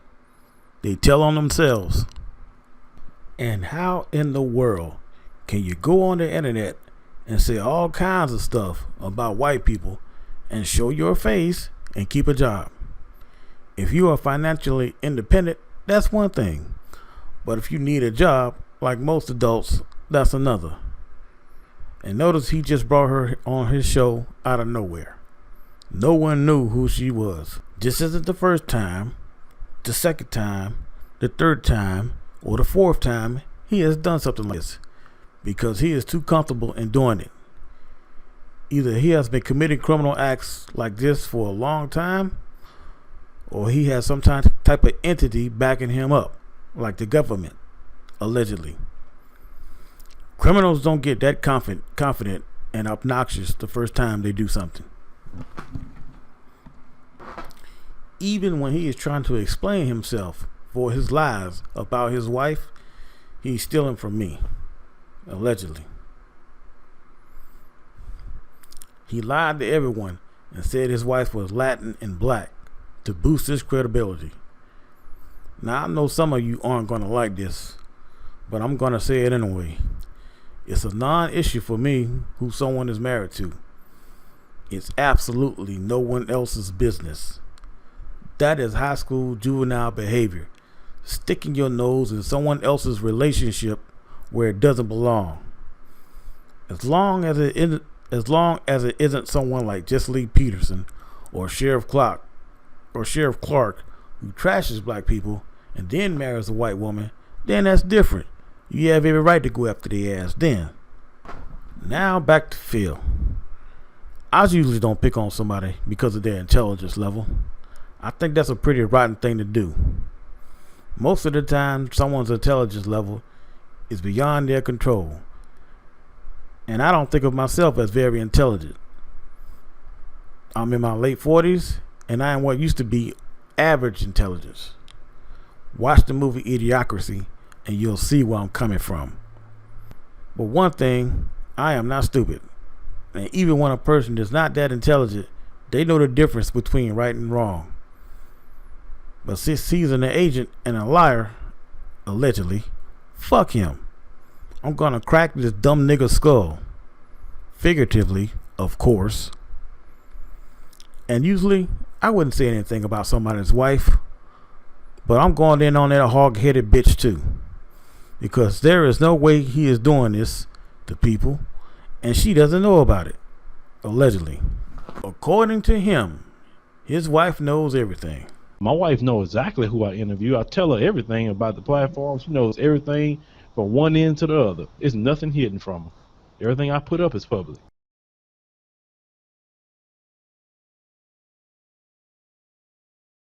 One person asked, "What is your wife doing for the black community?" Well, it wouldn't be an Advised Media Network in where it is today if she did not help me with that. So that's one.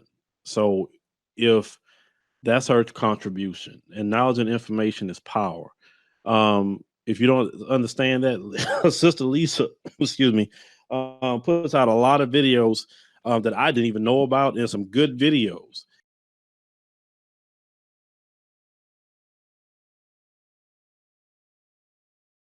Man, like when all this stuff jumped off about you, and then the wife heard about it, because the wife knows everything that go on with me. I let her know, and she was like, "Oh man, come on." She was like, "Man, y'all can't be doing that, man." Number one, if my wife don't approve of anybody coming in the platform, they really not gonna come, because we do this thing together. You may not see her, but we do this thing together.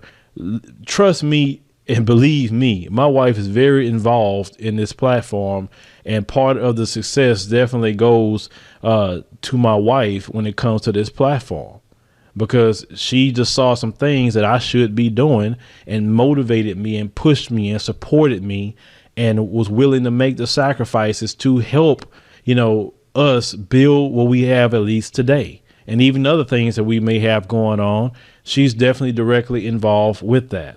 Even on the business side, she's coordinated a whole lot of stuff, on the business side with me, and it's just getting better and better and better. So without a doubt, his wife is involved in his criminal activities.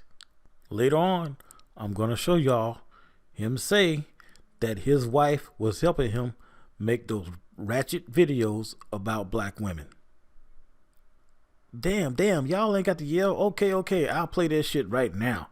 Damn. Some people's Gabrielle be telling me, "Why don't you make videos on Ratchet Video Weekly every day?" Like, I can't. And I even discussed it Then with you would have to let your other channels go then. Well, I discussed it with my wife though, and I told her, everybody keep asking me to make more videos on there, and then my wife was like, "Well, if you start making too many videos, then people won't have nothing to look forward to, and then people eventually get tired of it because every day you're doing it." You say, but she say, "But if you can just do what you're doing now, just a once a week thing," you say, and people got stuff to look forward to. I said, "Yeah, you're right."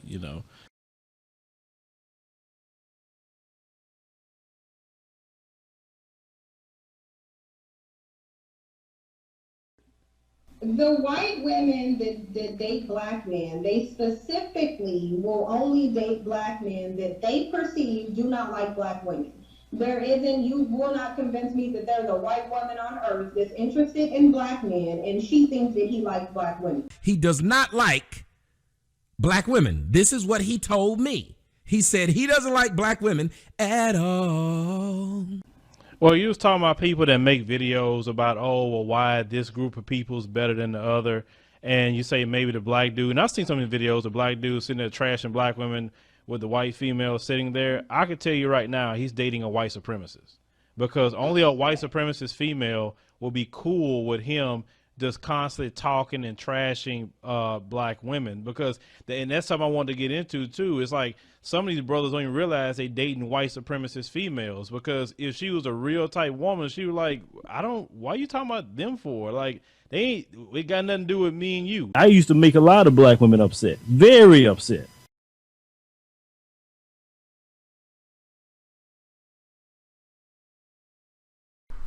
Now y'all heard that, right? He and his white wife are spying on black people and stealing their material for $1. And you, his black fans, are paying them to do it. Allegedly. Remember when he got mad at people for suggesting that he get together with Gabby? Well, compare Gabby to that ogre he's with now. That's probably why Gabby hasn't been on the show. His wife, his white wife, was jealous of a beautiful black woman. And another thing, he keeps telling that lie that he met his wife on Plenty of Fish, when he knows damn well he met a fat ass on Plenty of Whales. You know he was saying, do I want a humpback or an orca? Phillip knows the difference between right and wrong. He just doesn't care. It's okay to lie and steal as long as it's him. So I'm going in on this punk ass. As in, Phil, how many times did your punk ass spank your kids for lying and stealing? I think they owe you some ass whippings. Just what in the fuck do you plan to tell your kids about what you have done? Allegedly. Do you commit fraud and hack with your kids? Have you trained your kids to lie, steal, and cheat? Something you have condemned other black people for? You and your hog-headed wife, you do know the government will take away your kids for being criminals, don't you? Yeah, well, see, at the end of the day, how I feel personally, it's my opinion, your integrity is everything. And I don't want to look back, or I don't want my children looking back like, man, Dad, you sitting up here and just sold yourself out just to get ahead. I don't want that as a legacy for me. Since you and your hog-headed wife are potential criminals, and you want to make a podcast threatening people for exposing you, maybe I should call Child Protective Services in Texas and let them see the evidence themselves of your criminal acts, allegedly. Because you don't have to be convicted of a crime in order to have your children taken away. All you got to show is that there is criminal activity. Is that real world enough for you? You sack of shit? Get on the internet and lie and say you didn't hack me. Why work hard and spend hours researching when you can just steal it from somebody else and trick suckers into giving you their money? Is that what you teach your kids? You went around calling black women wild hyenas. Well, what the fuck are you? A wild walrus? Mr. Big Time Christian, Mr. I Don't Cuss, Mr. Final Justice, a complete fucking fraud, allegedly. Keep in mind, the whole time he was talking this noble Christian bullshit and quoting the Bible, he was hacking and stealing from me, allegedly. He is always trashing Pookie and Ray Ray. He is Pookie and Ray Ray. He just put on a suit and tried to speak correctly. This right here is what he really is. Hey, Wolf. Hungry like a motherfucker. How many pies you got today? Cherry pie, apple pie, and coconut cream. I'll take all 3. You want 3 slices of pie? No, baby, 3 whole pies. Well, Wilfred, I'm gonna have to charge you by the slice. So it's gonna be $12 each.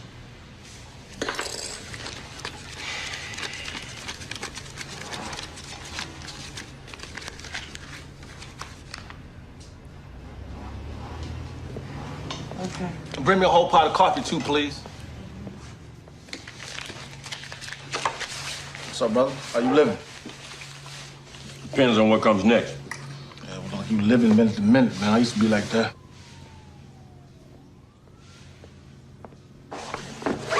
Thank you, ma'am. Motherfucker.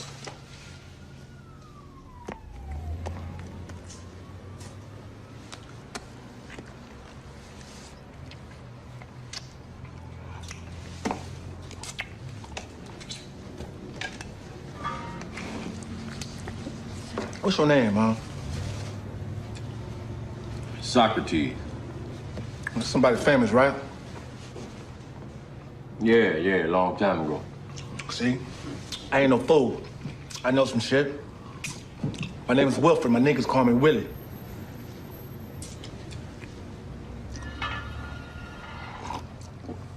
So what you eating there, Socrates? Nah, I'm just fucking with you. Fucking with you, man. Hey, Aula. Hey, bring my man Socrates here some more of this chicken and shit. Put it on my bill.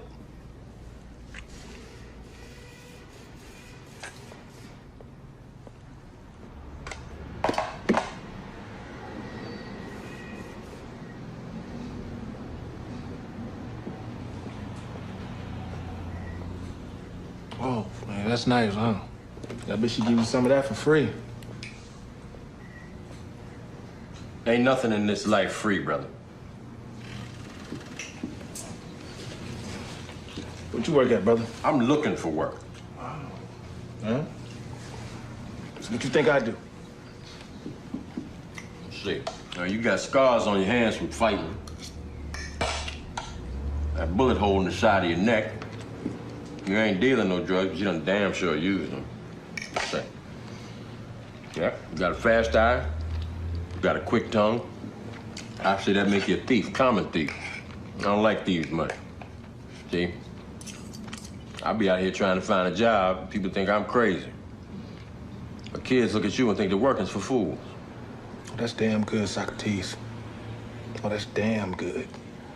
Oh, I see you see some shit. But you can't see me, brother. You can't even see me.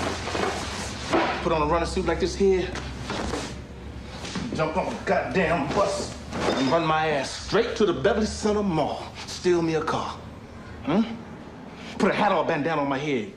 Because you know they can't hardly pull no nigga out of no lineup with something on his head. See, I learned that in jail. Then I grabbed me some old rich white bitch. Some old Chinese girl. Grab that hoe by the throat and just cut her just a little bit. Say she too goddamn worried about bleeding before she called a cop. Had some hoe just pissing her panties, man. Just jumped out of my running suit and drove the fuck out of that parking lot like it was nothing. Old cops coming in there looking for some old hood nigga. But me? I be dressed for business, baby. He was talking all that shit about his privacy being invaded and people outing his wife.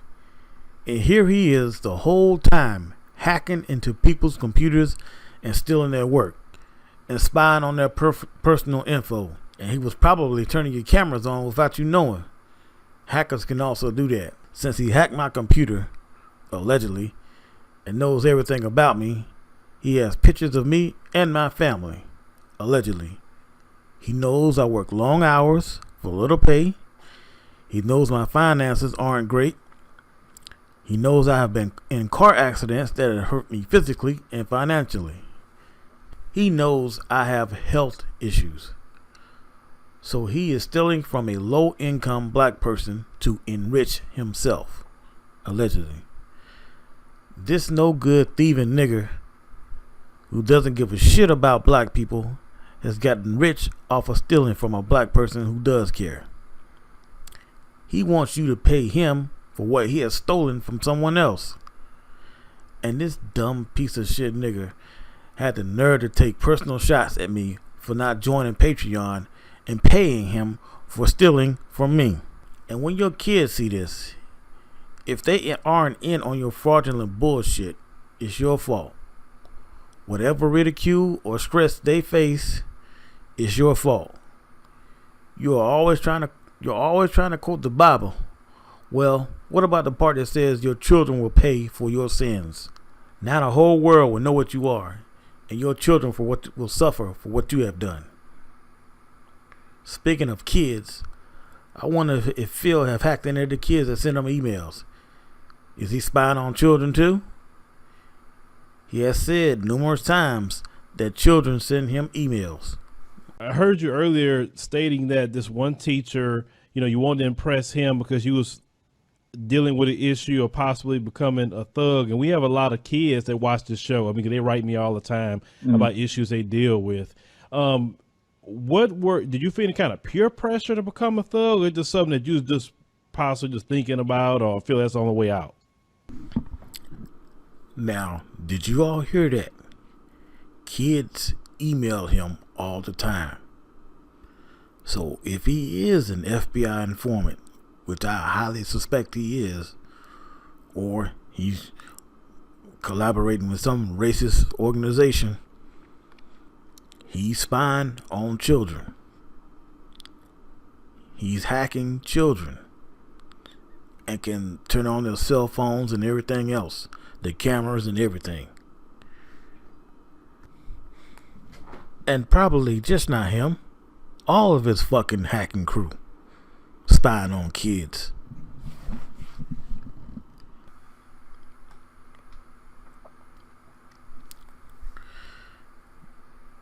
This nigga is not just sick in the head, he's evil. Who would steal from someone who is broke and in bad health and then threaten to put child porn on their computer and throws it in their face that he's stealing from them? You all have no idea how hard it was for me to listen to this nigga's videos for months to get the evidence, and how bad I want to knock those lying, thieving teeth out of his fucking mouth. He has no fucking idea how pissed off I really am. Not just because he hacked and stole from me, but because what he's done to black people. Nigga, you have no idea the shitstorm you have created for yourself. You think it's so goddamn funny for you to be fucking with people's lives, don't you? You think because I'm soft-spoken, that means I'm soft. Well, I tell you what, motherfucker, you're gonna find out just how soft I really am. I want you all to think about all the dead black people this nigga has exploited, like Tamir Rice, to get your sympathies, to get you to donate. All the police beatings and shootings, the only thing he ever cared about was getting your money. This nigga has no soul or conscience at all. He feels no remorse or guilt. The only thing he really cares about is not having to work and lining his pockets. He is doing nothing but hustling black people and spying on them for the government, allegedly. This is how much he hates black people. A lot of us genuinely hate black people. I'm gonna repeat that. A lot of us in our community literally hate black people. We hate black people just as much as a white supremacist hate black people. Don't forget what I told you about self-loathing. He's calling his viewers and supporters stupid by denying the obvious, by expecting you to believe his lies. He is saying that you are so stupid that even after all this, you will still keep sending him money and keep watching his videos, just like a pimp lies to his whores. Oh baby, I love you so much. I'm here to protect you. We're gonna make all this money, and we're gonna get a big house and a nice car, and I'm gonna give up all my other hoes, and I'm just gonna be with you. I'll just need you to go out there and make this money and go bring it back to me, so I can manage it. He is 100 times worse than Jesse Lee Peterson, Sheriff Clark, or any of the others. He pretends to be on our side and not only takes money from us, but hacks and steals from us. Once again, a con artist would do the right things for the wrong reasons. You know, Phil, you have to be one really dumb motherfucker to think you can steal from someone and they won't recognize their own work. Why didn't you steal my writings on how to spot a con artist, Phil? Because you fit the description? You think just because you use a VPN or something else to hide your IP, the police can't find you? They catch child molesters all the time. They use sophisticated equipment to hide. What makes your dumb ass think they're not going to catch you? Maybe they already have. Now, I know others have held your feet to the fire about some of the questionable things you've done, but unfortunately, they didn't ask the right questions. Well, since you want to hack into people's computers, motherfucker, and steal their work, allegedly, I'm going to ask the right questions. Exactly how many people do you have working for you, and how much are you paying them? Exactly how much do you give the EFF for selling those t-shirts? The fact that anyone who sells those EFF t-shirts or EFF anything and they don't give anything back to the EFF should tell you everything you need to know about that person. Did you get permission to sell them? Have you contributed anything to the EFF besides your mouth? When Julius Malema from South Africa reached out to black Americans, you notice not a single one of those bastards who say they are for black people uniting said anything. Because the EFF is the real deal. They are not about protesting. They are about action.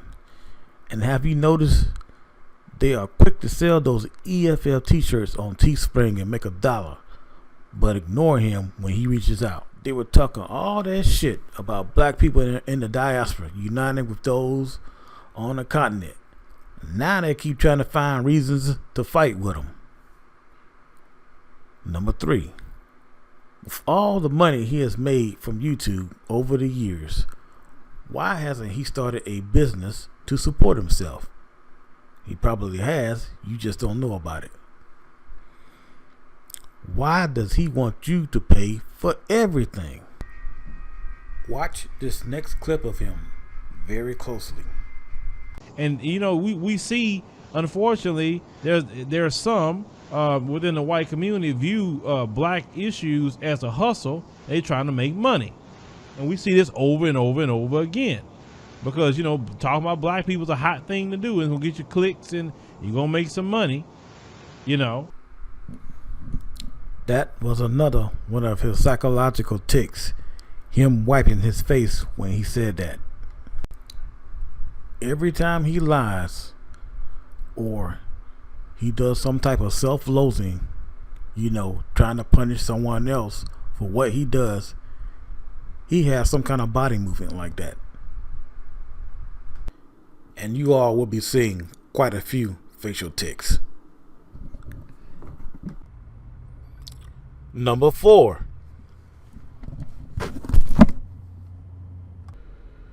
How much do you pay yourself and your ogre hog-headed wife with all the donations and everything else you get? Since you proclaim to be a journalist, other well-known journalists have revealed their salaries. Why not you? You revealed what TYT journalists make. Why not you?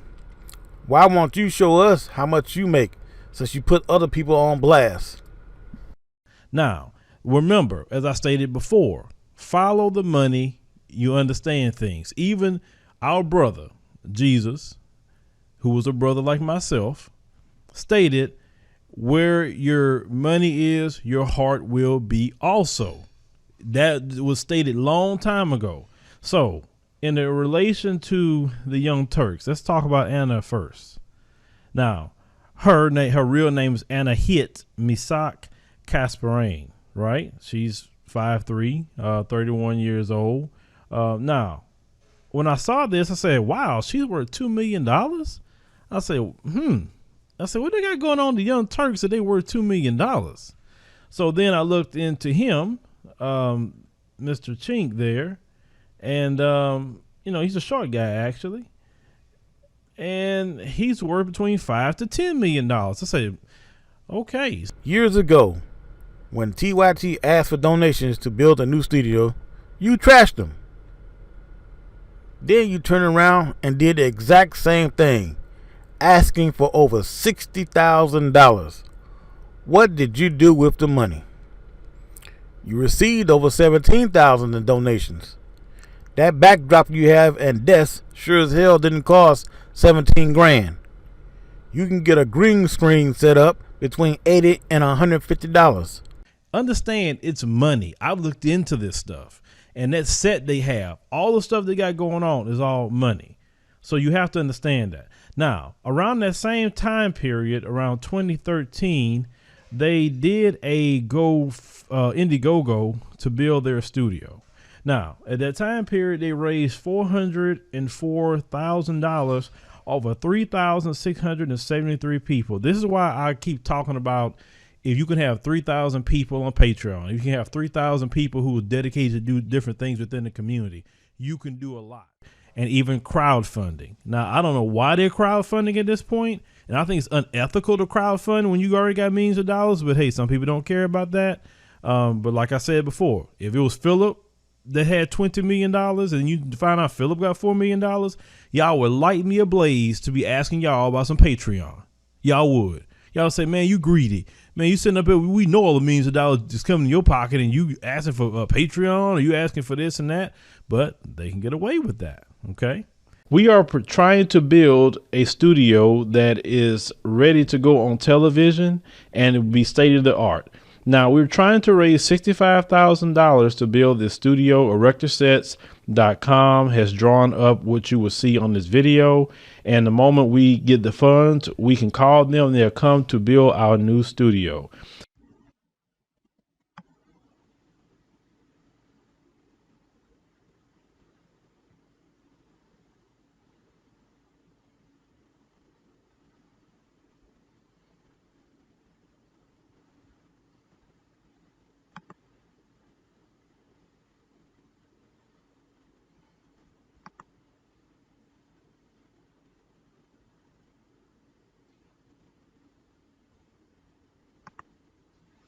Sometimes some of you are weary of people asking to help them with their personal projects they're going to financially benefit from.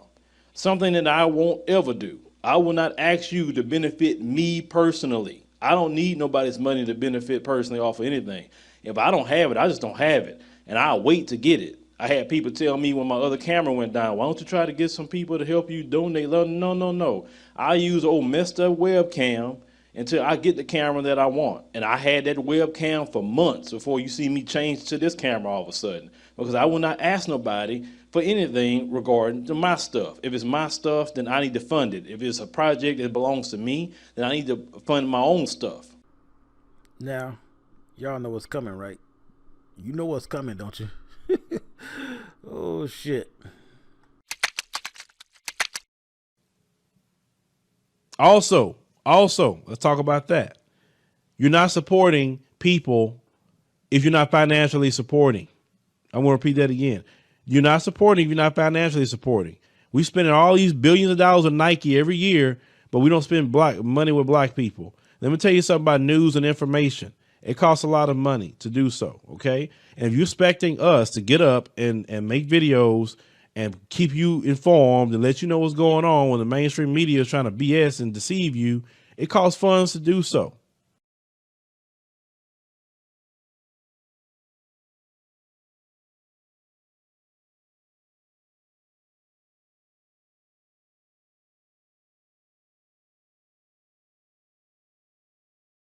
I'm about to show y'all what you paid 17 grand for. Are you ready? Here it is right here.